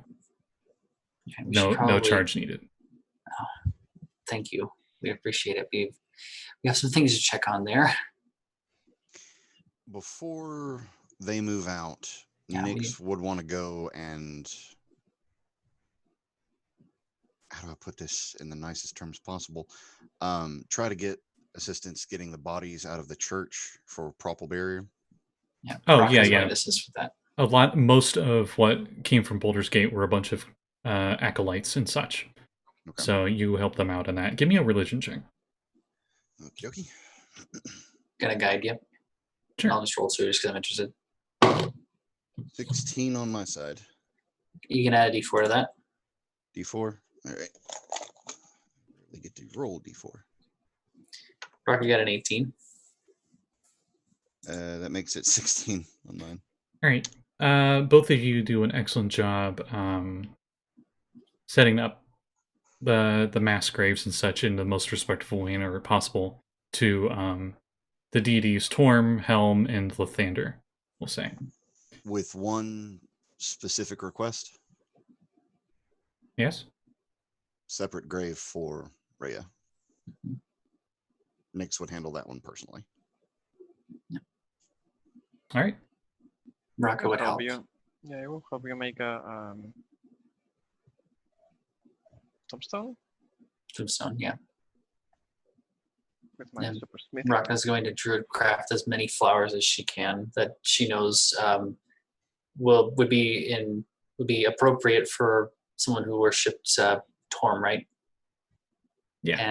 And also a few odd ones that would be symbols of just love and rebirth as well, and just place them on the gravesite. All right. There was a bunch of dwarves here as well. Quite a few of them mountain dwarves, we'll say from Gauntlgrime, the nearest most convenient dwarven city that I can think of on top of my head from Forgotten Realms. And I'll say they chisel up a really nice memorial for her. She's got a stone sarcophagus. Nice. And we'll say on the top of it is the Hell Rider's emblem carved into the top of the lid as you make the flowers and such.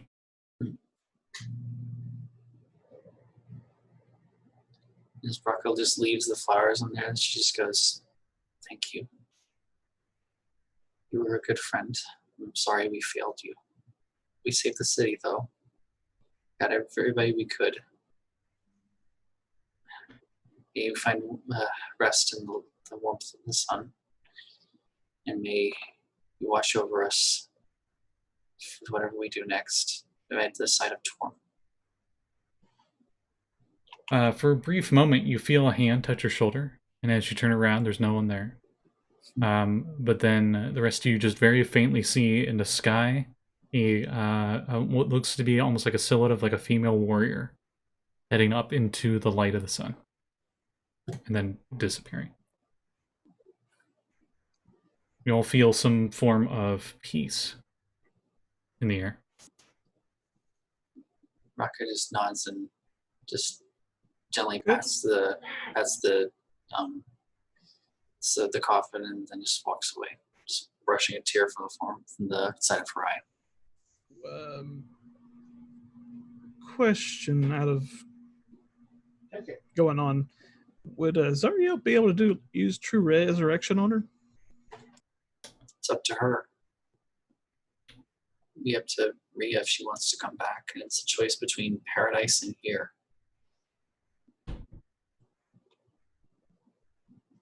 not a choice that many people would make. I'm saying that in and out of character, by the way.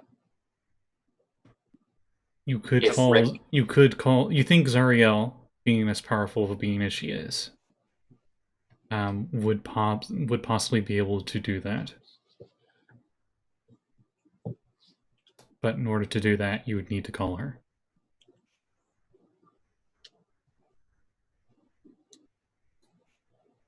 She's at peace. Let's leave her be. I mean, yeah, She's earned her rest. Definitely. it's up to you. And I know if I died fighting for my people, I would be at peace and I wouldn't want to come back. If I die, you better get the Dragon Balls. Rick, we've gone over this. You can't say that in public. You see, carved into her tomb, her sarcophagus, is Rhea Mantiworn, the last of the Hell Riders. Nix is keeping the emblem necklace. Some time passes, and you all are back in Baldur's Gate. Oh shit, is our tavern still up?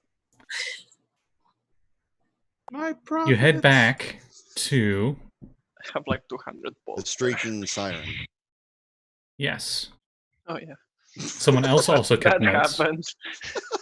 I was gonna say, Wait, with a name like that, has it gotten any sort of revenue at all? Because we know it wasn't a ritzy part of town. no, But wait. it's got a What did you just say, Scotty? I see you also are keeping notes. Yes. So, Sorry, I didn't um, mean to interrupt you. I wanted to make sure I didn't miss something extremely important there. you head into the place. You barely even recognize it because you guys refurbished it, but like right after you guys refurbished it, you guys left. Mhm. So what you guys remember more is what it used to be, Duke Van Thumper's mansion, which it is no longer. The place seems fairly busy.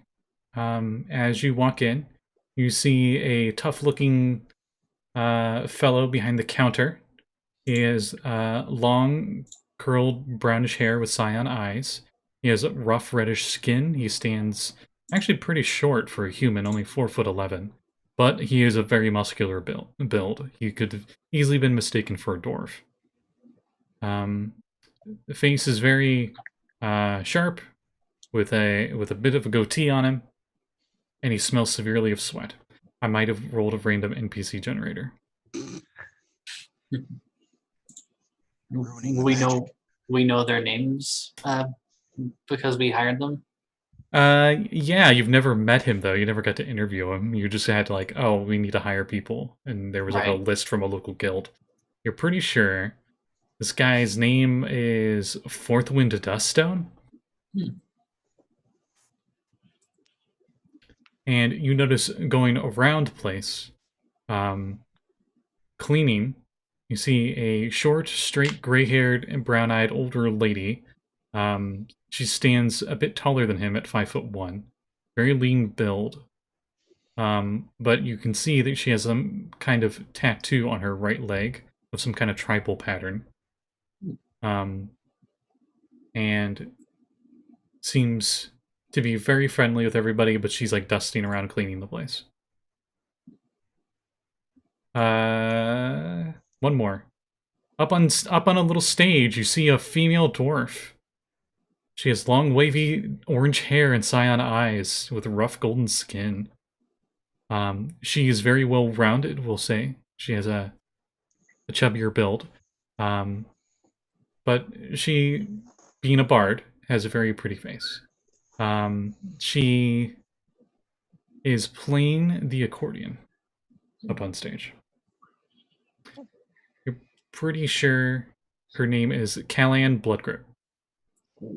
And there's a bunch of other people that I won't get into detail about. Right. What was the first dwarf's last name? Four Winds? It's a human. Fourth Wind Duststone, right? Yep. Duststone. So Nix goes, "Hey, Duststone, we're back."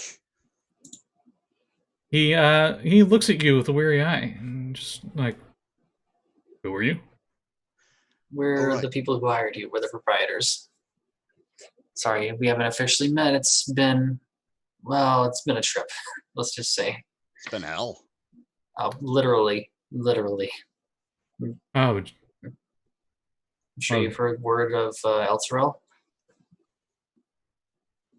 I'm assuming you it's taken mean a second day. you mean that city that fell like a year ago and is back? Yeah.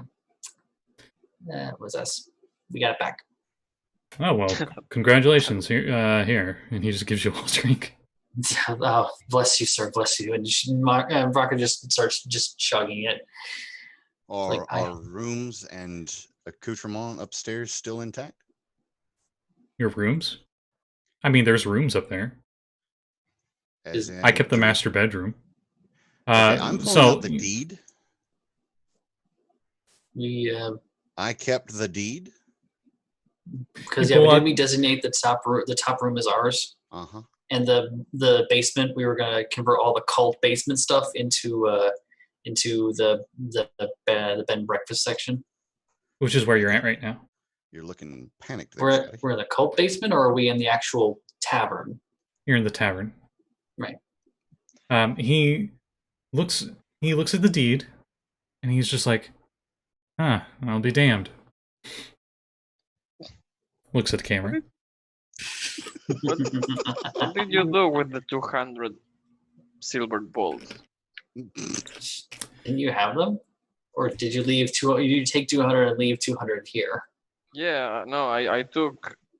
Yeah, I took 100. No, maybe there's like 300 or 400.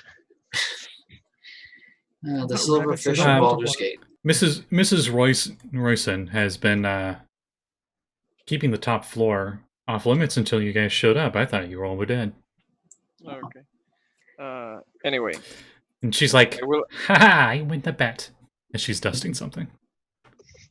He throws her a coin purse. She doesn't even look, and she just grabs it. Brakka smirks. Now, have my crossbow and protect it with your life. I need to go to the swimming pool. And somebody bake this lady a cake. Please. Let's get a big cake. Celebrate. Yark! He yells into the back. You hear in the back. Dark. You hear in the back. What? To be confused The with owners have arrived. Popping out of the little cubby hole where like the chef normally puts the plates and such. You see a half-orc wearing a chef's hat, and his chiseled 5 o'clock shadow, we'll say, and he pokes his head out, and he's just like, okay. Brakka just smiled and said to the Orc, in Orcish, "Greetings, brother." Yeah, he says in Orcish. And then back in common, he goes, "So is there any other reason why you disturbed me from making my souffle?" We just got back from saving the city of Elturel. Yeah, okay, that's nice. Yeah. Okay, so let me check. I'm back in orders here, so I'm gonna... And he's like, goes back to work. He's Okay. like... And the Ready's Roy- a fireball. Ready's a lightning bolt. and then Royston, Hands Mrs. to put them Royston, both down. leans over towards you and she says, "Don't worry, he's always like that." Okay. He's And probably She a big dusts you off a little bit, Yeah. and it keeps going. she just smiles. Man, a few words. I understand. Man, it was his work. I get that. Most important thing, where's the ledgers at? They're upstairs. Here, follow me. And he goes to head up the stairs. And Gonna keeps follow. going. All right, so you guys head upstairs, and he shows you how business has been doing, and it's been doing pretty good. Nice. Not once did they make losses. The first month profit, second month cut even, third month profit, fourth month cut even, and then all the months after that profit. So let me pull up the calculator. I'm going to say that the innkeeper, in order for you guys to keep them, they've been being paid this whole time, of course. Of course. So I'm going to half the profits to make it easy on myself and say that's what you guys have left Right. currently for the business. He pulls out an abacus and she's like, and let's see here, carry the 5. Oh shit! I just realized Nix's master bedroom now has a lot more room for their wings. Okay. That actually worked out. There's 185 gold left in the treasury, Nice. in the treasure box. Not for bad. this month. No, that was like over for the last year. Oh. That's half the profits. The other half went to paying the employees. That's not bad. 185. Not bad. Yeah, it gives us a pretty damn good lifestyle then. Mm-hmm. Can split it even amongst us and spend on stuff like components and stuff maybe, if we have any that'll cost that. And Koi, the pool. Oh yeah. It's kind of warm. There's a bunch of kids in here. When I say a bunch of kids, I mean 2, and their moms just like sitting nearby. Water's getting a lot warmer. I thought, yeah, that's what I thought. Yeah. You definitely know they haven't peed in the pool. Okay. Being a Triton, you kind of notice the acidity and such immediately. Yeah. I mean, it's also inevitable. So. And even if they did, this is still like the best thing you've had in a long time. Yeah. It's the first time we've had actual water in like a year or Yep. several months. Finally, fresh water to breathe. Mommy, look, it's a naked fish lady. Billy!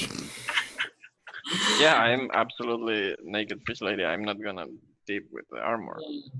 And we're all upstairs where this is I know this place is called the Streaking Siren, but jeez. She was the one it was named after. I like that one Triton hooligan a year ago heard in the Baldur's Gate Gazette. So did anyone touch Streaking the around the catacombs? high city. You turn the catacombs into the B&B part. That's where the rooms are. Yep. Yeah, but your laboratory, Mav, should still be intact in part of your room. It is quite dusty. The door looks like it hasn't been disturbed. It's just collected dust, really. Are the corpses still there? Yep. Yay! Just open the door.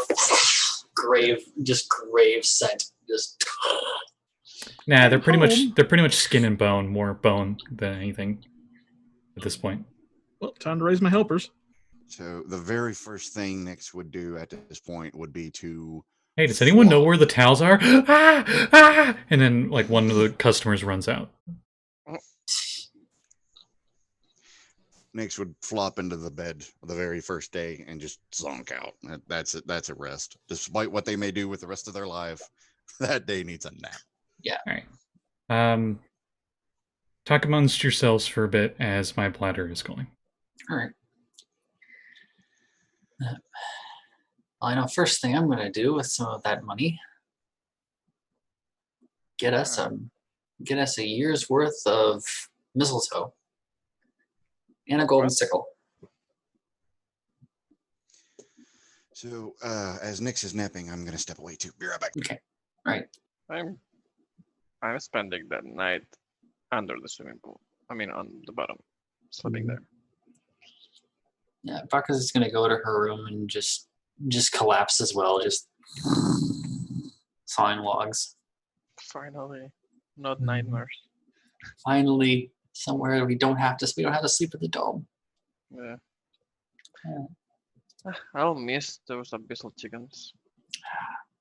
Well, maybe this is Baldur's Gate. Maybe some cult has set up a side business, like they maybe have another restaurant like the one we passed when we were in Baldur's Gate and got the, what was it, crispy recipe? Cultists. Remember, I will miss those big demons. They were like fun challenge. I'm gonna be glad that my nightmares are just my nightmares now and not something that is actually physically trying to kill me. I do worry about whatever that big guy said to me, Kochichi. Said some kind of curse, if what Richtofen says to be believed. Steve, keep it up here. Can we go back? Yeah, I kind of liked having a purpose. Well, we'll still have a purpose here. We're adventurers after all. Oh, yeah. Okay, now I'm gonna go. Okay. All right, so sorry about that. You're good? You lost 2 of your squad. Oh, one. Is Nick's gone too? Nope, I'm back. Okay. What? News finished my nap. news travels very quickly about your legendary feats of going into hell and returning, and not only doing that, but freeing the city of El Torel from its damnation. You learn that during this year that no one actually knew what happened to the city until about a month later, when they got news from a local wizard that the city was in Avernus. And Baldur's Gate, being Baldur's Gate, was like, oh, well, that sucks to be them. And no one really cared. Was it Traxagor or was it Mordenkainen? Because we met both of them. Or was it the lady, the tiefling lady, Severa? Around the common folk, the only gossip you heard was it was a wizard. The after Van Thumper disappeared along with all of her heirs, the city actually seemed to turn a bit for the better, relatively speaking, and by that I mean the higher city, the richer part of the town where you guys are at, where all the nobles are, has been doing a lot better. There's been a lot less political scheming and stabbing people behind the back, literally. Good. But the ghettos and the lower city are still as they've been. The outer city that was a bunch of refugees from Ethereal are now going to return. And that seems to have both helped and not helped the city at the same time, because now there's a lot less people, at least in the outer parts. But that also means there's less crime because there's less people. Right. There's less crime, but there's also a small hit to the economy. Mm-hmm. Unfortunately, for a lot of religious cults, a lot of them lose a lot of the power that they had in the last year. You all know that pretty much every single religion possible is legally allowed to be worshipped in Baldur's Gate. This includes worshipping demon lords, as long as you do not do anything against the other laws of the city. So, of course, if you're going to go worship a demon lord and you sacrifice somebody as part of your worship, you're not going to be arrested because of the worship. You're going to be arrested because you killed a person. Yeah. And I would hope that without the influence of the shield around, that would also help things a little bit too, because we heard it was spreading, like its influence would corrupt people around it. Yes, there's a lot less evil power influence in the city. Good. By power, I mean like gods and demons worship and stuff. Right. Especially Asmodeus. The Asmodeus cult has pretty much disappeared. That you guys probably didn't even know was in the city. But do we have a chain of Asmodeus fried chicken left? No. Damn it. Not in the mortal realm. Can we open a franchise? No. Someone would have to multi-class into a warlock. Richtofen. At a Yes. random determined time, in the Streaking Siren, you're working in your laboratory, and you think of that. And you're just like, I do miss some of that abyssal chicken with the 21 secret spices 66 and herbs. Or 666 different herbs and spices. And you don't know why, but it kind of sticks to your mind for a bit. And as you go upstairs to get a drink or rest or what have you, that's when you notice that the place is eerily quiet, Richtofen. And then that's when you look around and you notice no one's talking. In fact, no one's moving. Everyone seems to have just stopped in time. Notice, Well, this is interesting. Notice two noblemen that appear to be playing darts, and the dart is like like in the air as he's throwing it. Twist the dart around. The only noise you hear after a little bit is you hear a little bit of a rumble outside from the clouds, and it starts raining. You want out, kitty? Kitty cat wants out. You were just let in. But oh well. Okay, so that's when you hear a knock on the front door of the tavern. Richtofen. I'll go answer the door. As you answer the door, you see none other than one of the most iconic figures of the Nine Hells. Actually, the most iconic figure of the Nine Hells. You've seen his picture depicted in the books that you studied in Candle's Keep. The man in front of you is wearing reddish purple robes. He has giant horns and crimson red skin, and he's carrying a rod with a ruby tip on it. And you're seeing none other than Asmodeus himself as he hovers into the tavern with you. Outside, you notice that the rain is blood. After the past year, I'm like, oh, Richtofen. hello. Hello. I heard you would like to open a franchise here in Baldur's Gate. Indeed, I would. Would you care for a drink? Sure, thank you. And he just makes the glass appear with some of your beer in it. I haven't had mortal ale in a while. So how have you been holding up? Got rid of one of my bigger pieces. Yes. How's the power shifted in your favor by chance? That's more of a secret I'm not willing to tell you. Just like the other 666 herbs and spices. I can tell them to you, you know.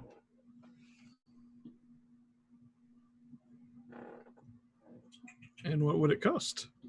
Oh, not much. As he pulls up a contract.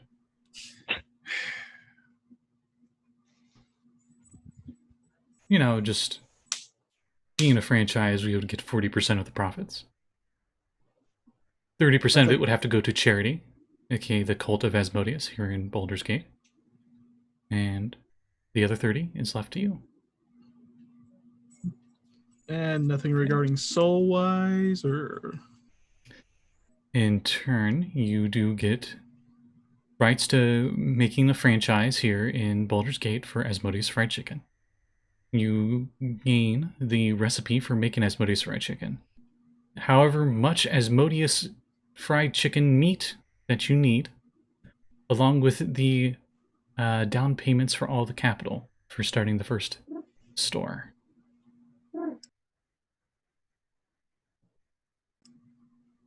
Okay, And all examine it'll cost is your soul. Ah, there's the other boot. You wouldn't lose it right away.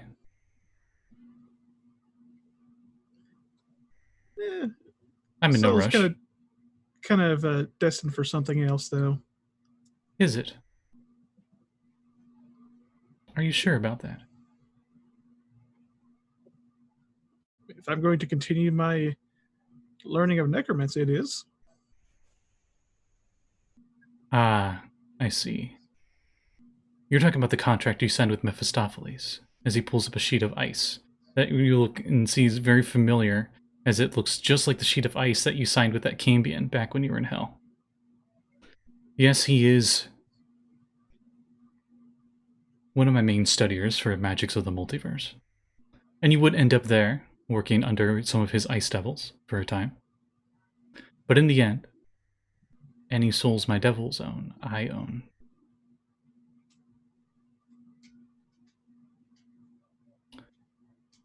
You would spend all of eternity in his libraries, doing the most menial, drab work, copying scroll after scroll.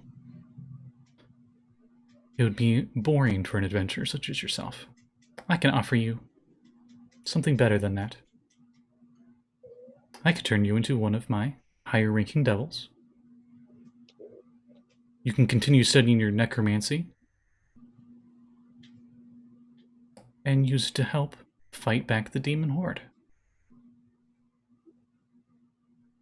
Of course, this wouldn't kick in until you've earned yourself a certain amount of arcane knowledge. Which could take many, many, many decades. Many decades. Maybe all of eternity.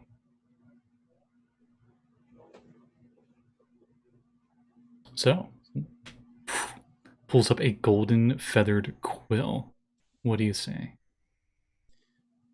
This would include, by chance, lichdom, would it?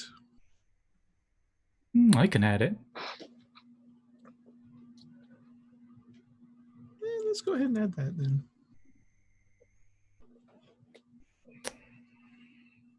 Hands you the quill. You notice that the quill's feather looks identical to the one Zariel gave you guys. So where'd you get the feather from? A former general of mine. Ah. Is everyone else frozen right now? Yep.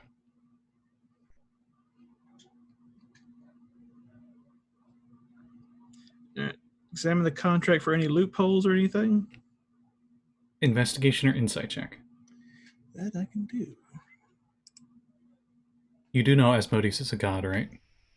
Yes. Okay. 27. Everything seems perfectly in your favor. Everything that he said to you is there. Anybody else getting the devil went down to Georgia vibes? I mean, that's kind of Asmodeus' stick. I was thinking of more like Ursula from the Little Mermaid, but I mean, that's obviously the devil.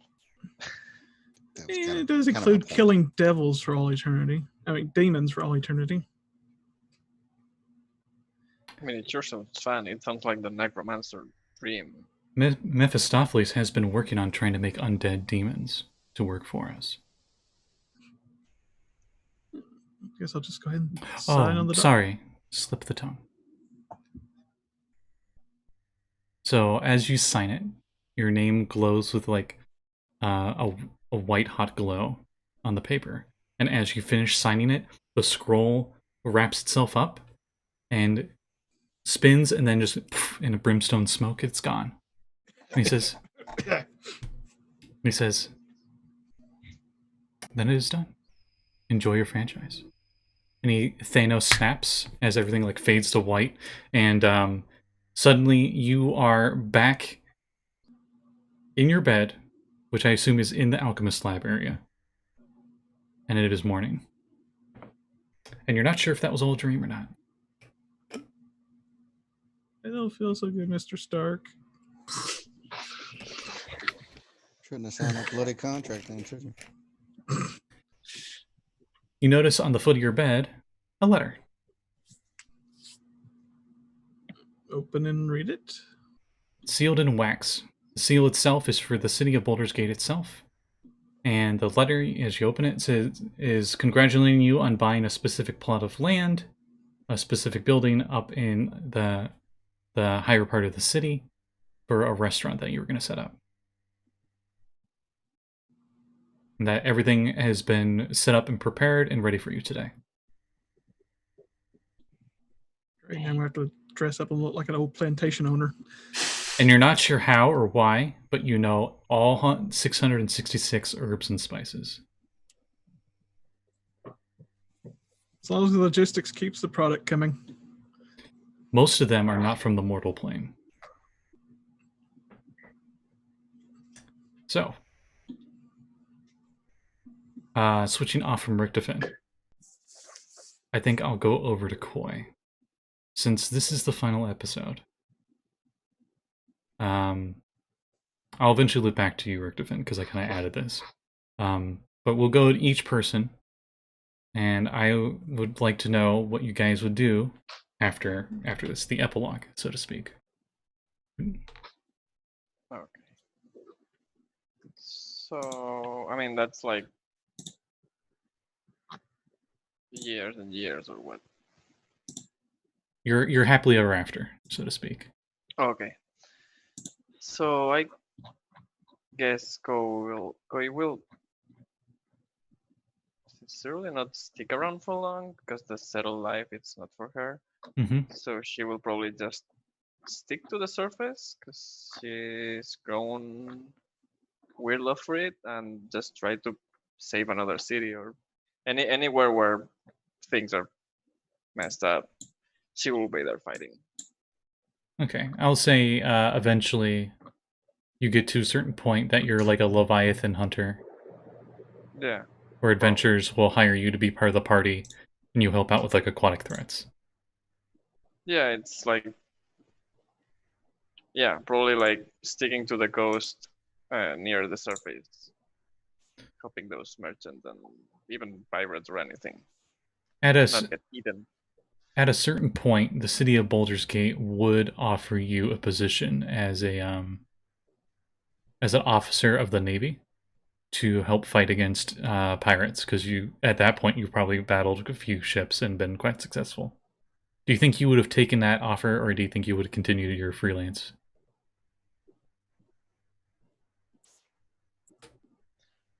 I guess it would have accepted it. Yeah, absolutely. Okay. Makes sense.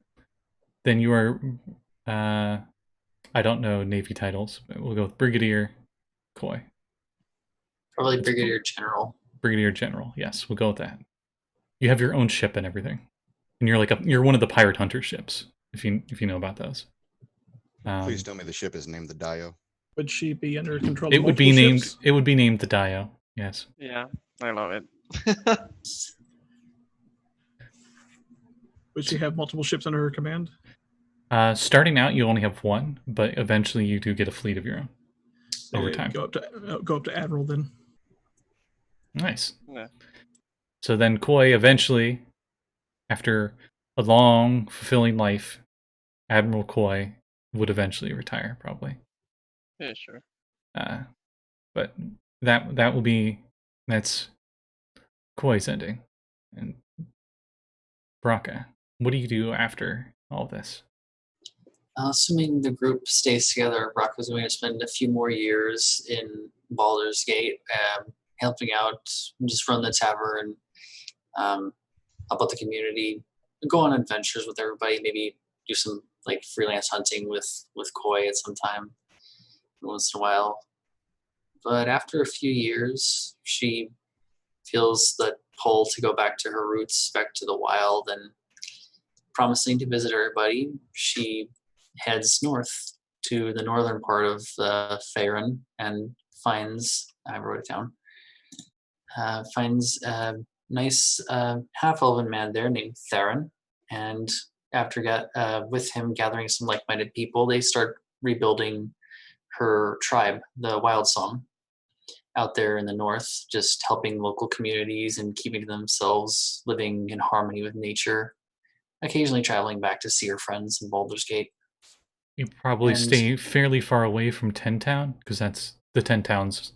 There's like 10 smaller towns up in the northern area. Yeah, the 10 Towns area where it's, against, not really a fan of orcs or barbarians. Mm-hmm. But once more, it's a mixed community of human, half-elf, and orc and half-orc, just everybody working together and just living with nature and with the elements. And after a while, she and Theron have some children, a boy and 3 girls. The boy's name is Rendar. The girls are named, the oldest is going to be named Vola, after her mentor who taught her the art of being a druid. And the middle child is Rhea, after, of course, Rhea Manselborn. And the youngest is Lulu. All of them are half-orcs. And again, after, she'll probably just see her friends every once in a while, teach her kids what she knows about magic, and live a long, because she's a druid, long, happy life. Yeah, because you do eventually get your body doesn't age. Timeless body. Yeah, you still live the amount of normal lifespan. It's just your body itself doesn't turn old. You age at a rate of every, 10 years? You age 1 year? Oh, okay. Yeah, because, No, it's timeless I'm body. thinking monk. The monk. Yeah. Yeah, monks are slower age, but druids are much, much slower age. So monks don't age, druids live a lot. Mhm. You probably are eventually known as like the Archdruid Brakka, or Mhm. the the Witch of the Mountains, depending on who's talking about you. Yeah. That initial family you had, I would Mhm. say, because you live so long, you probably live through at least 4 generations. You probably keep in touch with your great grandkids and such. Mhm. What does Nyx do?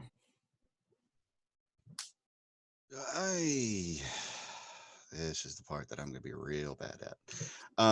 You do have the golden feather. Would try my best not to do that, to use that. Nyx would stay at the tavern as a base of operations, just a place to come back to call home. But they would definitely want to effectively take. Hey, this is where I'm real bad. Sorry, people. Take advantage of their celestial and sorcerer abilities and effectively create their own group, not necessarily the Hell Riders, but kind of in their image. And I guess I'm thinking of a guild.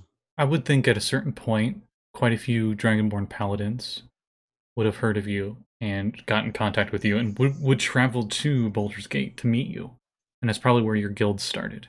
And essentially, you form your own group of Bahamut, I think.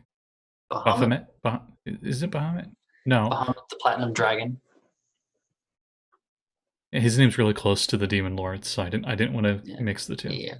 Baphomet's the Demon Lord. Bahamut is Bahamut, the okay. Bahamut. Yeah.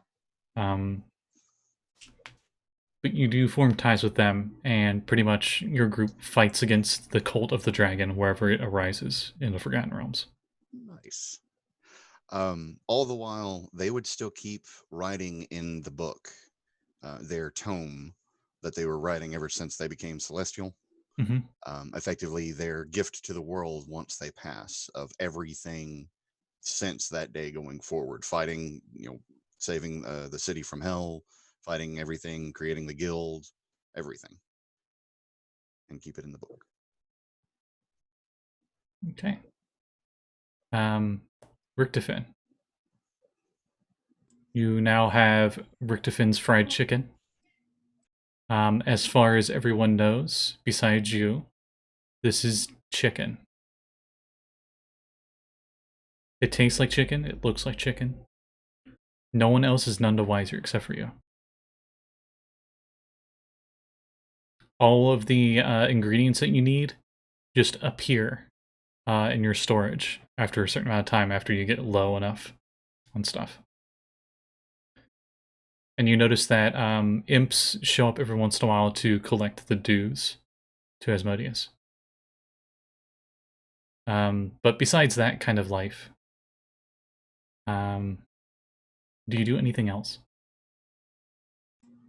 Continue to study my arts, and whenever the need arises, ally with my friends to take the fight to anyone who needs it. All right. Eventually, you get to the point where you are able to cast the highest level spells an immortal can, 9th level spells. And when you get to that point, you are writing in your spell book, probably getting ready for your first 9th level spell. I don't know if you know any on top of your head for a wizard. But the few I can think of are Time Skip, Wish, Power Word Kill. Is that 9th? I'm pretty sure that's 9th. Yeah. But you only get one in your spell book. But regardless, whichever one you're starting to inscribe into your book, you hear another rumbling outside. And you can hear the rain downpour even from the basement.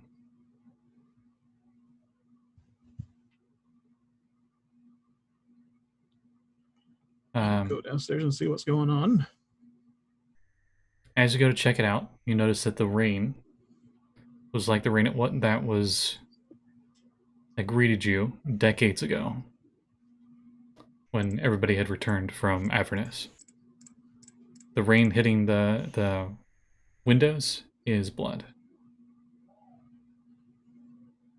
At the door is Asmodeus again. And he says to you, "You are ready. It is time."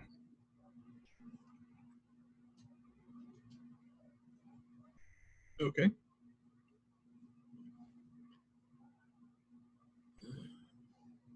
Kiss it, as he shows you the ruby rod.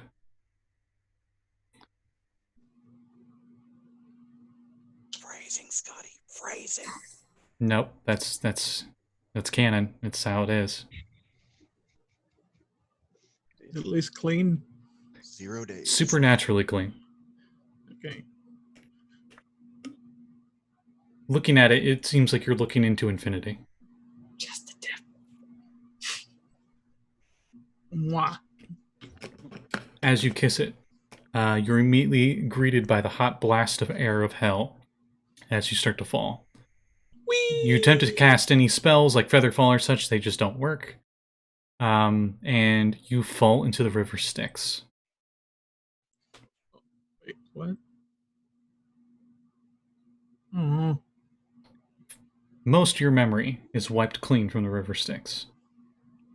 A few times of sentience that you have of your former self that was Richtofen, you are going through immense amounts of horrible torture that I won't describe, but we'll just say it's a bunch of chain devils putting hooks in you or something. This was not part of the contract. But eventually, you are turned into an ice devil. And the ice devil we'll say his name is something weird and infernal. You're no longer the same. Your soul and body have been converted to being a devil now. The only devils ranking higher than you are pit fiends and archdevils. So ice devils are pretty high up there. And you are tasked with setting up necromancy with demon corpses. They made a demi-plane Asmodeus has made a demi-plane for you that's on the border, specifically for you, that makes it so demon corpses do not turn into ichor. And you are working on that kind of stuff for the rest of eternity. I read the fine print. It wasn't in there. Oh, also you gained the recipe for learning Lichdom, but now that you're an Ice Devil, you definitely do not need it anymore. You've ascended past that. Where's my infernal lawyer? You are your infernal lawyer. I'm my worst enemy. And you're okay with it, I guess. But you battle back and forth between other devils that are also trying to have the same position as you. And quickly your studies turn less of what you wanted to do and more of you trying to find out ways to keep what you have. And then you figure out the true woes of being a devil, that no matter what rank they are all trapped in hell. It's all politics. Pretty much, if you lose on politics, like you lose favor and stuff, you will be de-transformed into lower ranking devils. The lowest you can be is a lemur, or lemur, those weird blob things that can't die. But yeah, so that is To Holy Ride. Mm-hmm. We will end the campaign there. I got the low roll of the deal. I made a You got what you deal deal. with the devil. You might show up in future campaigns as a high-ranking NPC. Brakka might as well, considering how old Brakka can be. Nix. Now I think about it. Uh-oh. You still have the normal lifespan that a mortal has.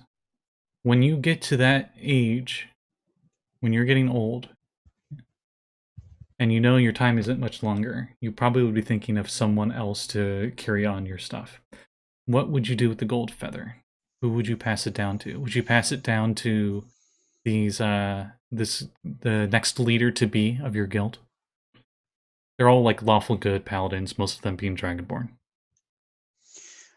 Most assuredly, to make sure that it's kept up with and used only on a celestial level threat that it would need to be used for.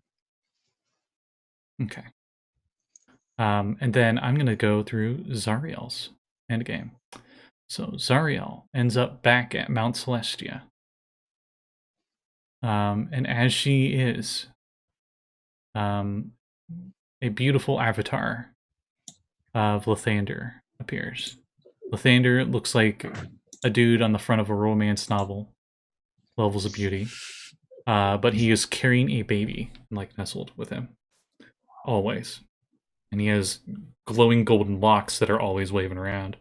Always a sun behind him that seems to be rising up as the morning sun, for that's what he is.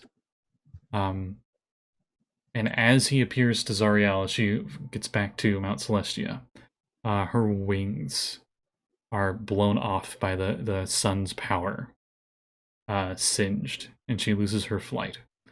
And Lathander tells her,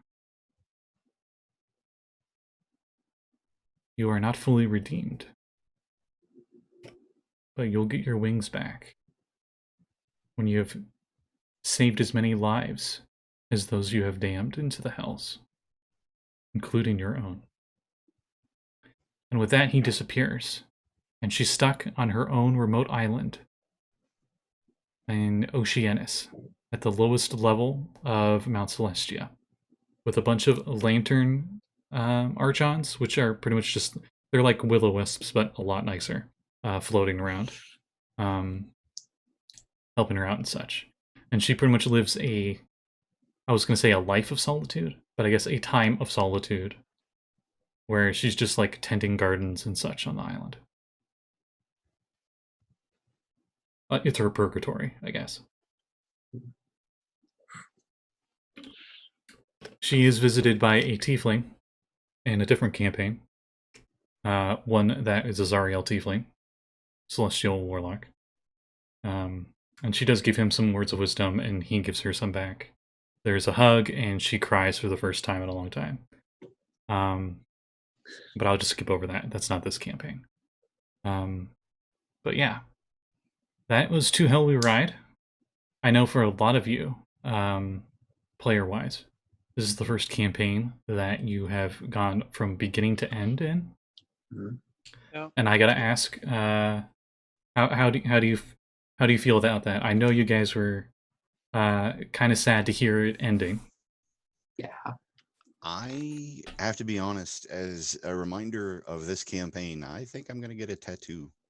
Wow. Nice. Okay. Probably I- of I feel honored. Nix's wings. The 2 angel and Yeah. the 2 draconic. That's awesome. Nice. Nice. Because this was an amazing campaign, and my very first, despite all the others, the few that I've played, hit or miss, the 3.5, all that, the very first campaign I've ever been from beginning to end, level 1 to the end. This is my very first completed campaign. Mine. Same. To be honest, I could have kept this going, but most campaigns, if you just let it keep going, it stagnates, and it eventually gets to a point where everyone just kind of like, I don't really care anymore, and then it just fades Yeah. off without an ending. Yeah. Mm-hmm. I like the experience of having an ending, and it feels good. Yeah. I mean, I'm ready to let go. I don't mind the whole. I still would have liked to keep my memory. So Now, just part and parcel with hell. You might be able to get some of it back, but it would take quite a few centuries of devil bureaucracy to try to get it back. I've got plenty. But of time. I would say at a point you would get your memories back. I mean, you're pioneering a valuable technology for hell. But that is way far in the future, past this campaign. I'd say it'd be to the point where the mortal realm is like dark matter. It's probably by the time you... Time is a relative in hell. Yeah, exactly. That's why I'm like... Maybe a hell of a lot longer. So yeah, thank you guys so much for playing this. I really was excited when this adventure first came out, and you guys jumped on it like immediately. I think we started playing like the first week of the release, didn't we? Yeah. Mhm. Thank you for running it. This was amazing. Yeah. This Indeed. is my first actual campaign ever. This is a lot of fun. It's the most positive D&D experience I've had ever. Really, I'm sorry. Next, I mean, not counting the fun little things I got to do with Kat once in a while, but this is the first like actual campaign of D&D that I've actually gotten to play, and that actually it was just really amazing. It was a lot of fun. I love the little jokes we did with like Avernus fried chicken and all that stuff. This has just been an amazing ride to Wait. hell. Who takes over my franchise? That's a good point. Who took over the franchise? Some other sucker who signs the contract. No. Even better. It's just a bunch of imps in a trench coat. It's a bunch of imps in a trench coat. While you were alive, Richtofen, you were very rich and happy. I will say that. The business never faltered for you. It's probably the easiest thing you did. Mr. Adult Human Man. I would say somebody who's probably like a competing restaurant across the street that never did as good as you. A devil was like, oh yeah, we can get you that for a price. And then they signed their soul Fireball away. from the depths of hell. And then they signed their soul away, and they ended up probably as one of your imps at one point, but neither of you would have known that. The multiverse has like cosmetic justice like that sometimes. Yeah. Sometimes you're in the lawful side, so most of the time It's evil, but it's lawful. Yeah. Well, thank you everyone who watched this, especially all the way to the end. Like, thank you. We will be running another campaign with all the same players and another player who plays in our Retroverse games, Cap Callie, my girlfriend, will be joining on our next campaign that will be taking up this Wednesday slot, which will be a mix of the Humblewood campaign setting that was made by the Deck of Many Things, had a great Kickstarter and whatnot, and Curse of Strahd. And it will be called The Mists of Kren's Valley. And it will be an interesting mix. But like Kingdom Hearts, I think it will somehow work. Yeah. So hopefully, yeah. Just as long as it doesn't take as long to get through it all. Right? How many years is that? Don't ask that question. Yeah. The answer to that is hands in the face, face and hands crying. And this is the first. This is the second time I would have ran Curse of Strahd. The last time I ran it was about 5 years ago when it first came out. How did it turn out? Bad for the players. Fine, I'll just have to punch my way out. Oh no. It begins. And on that, Sexton. I'll say goodbye, farewell, and I hope to see all of you in the next campaign. Adieu. See you, everybody. Bye. Bye.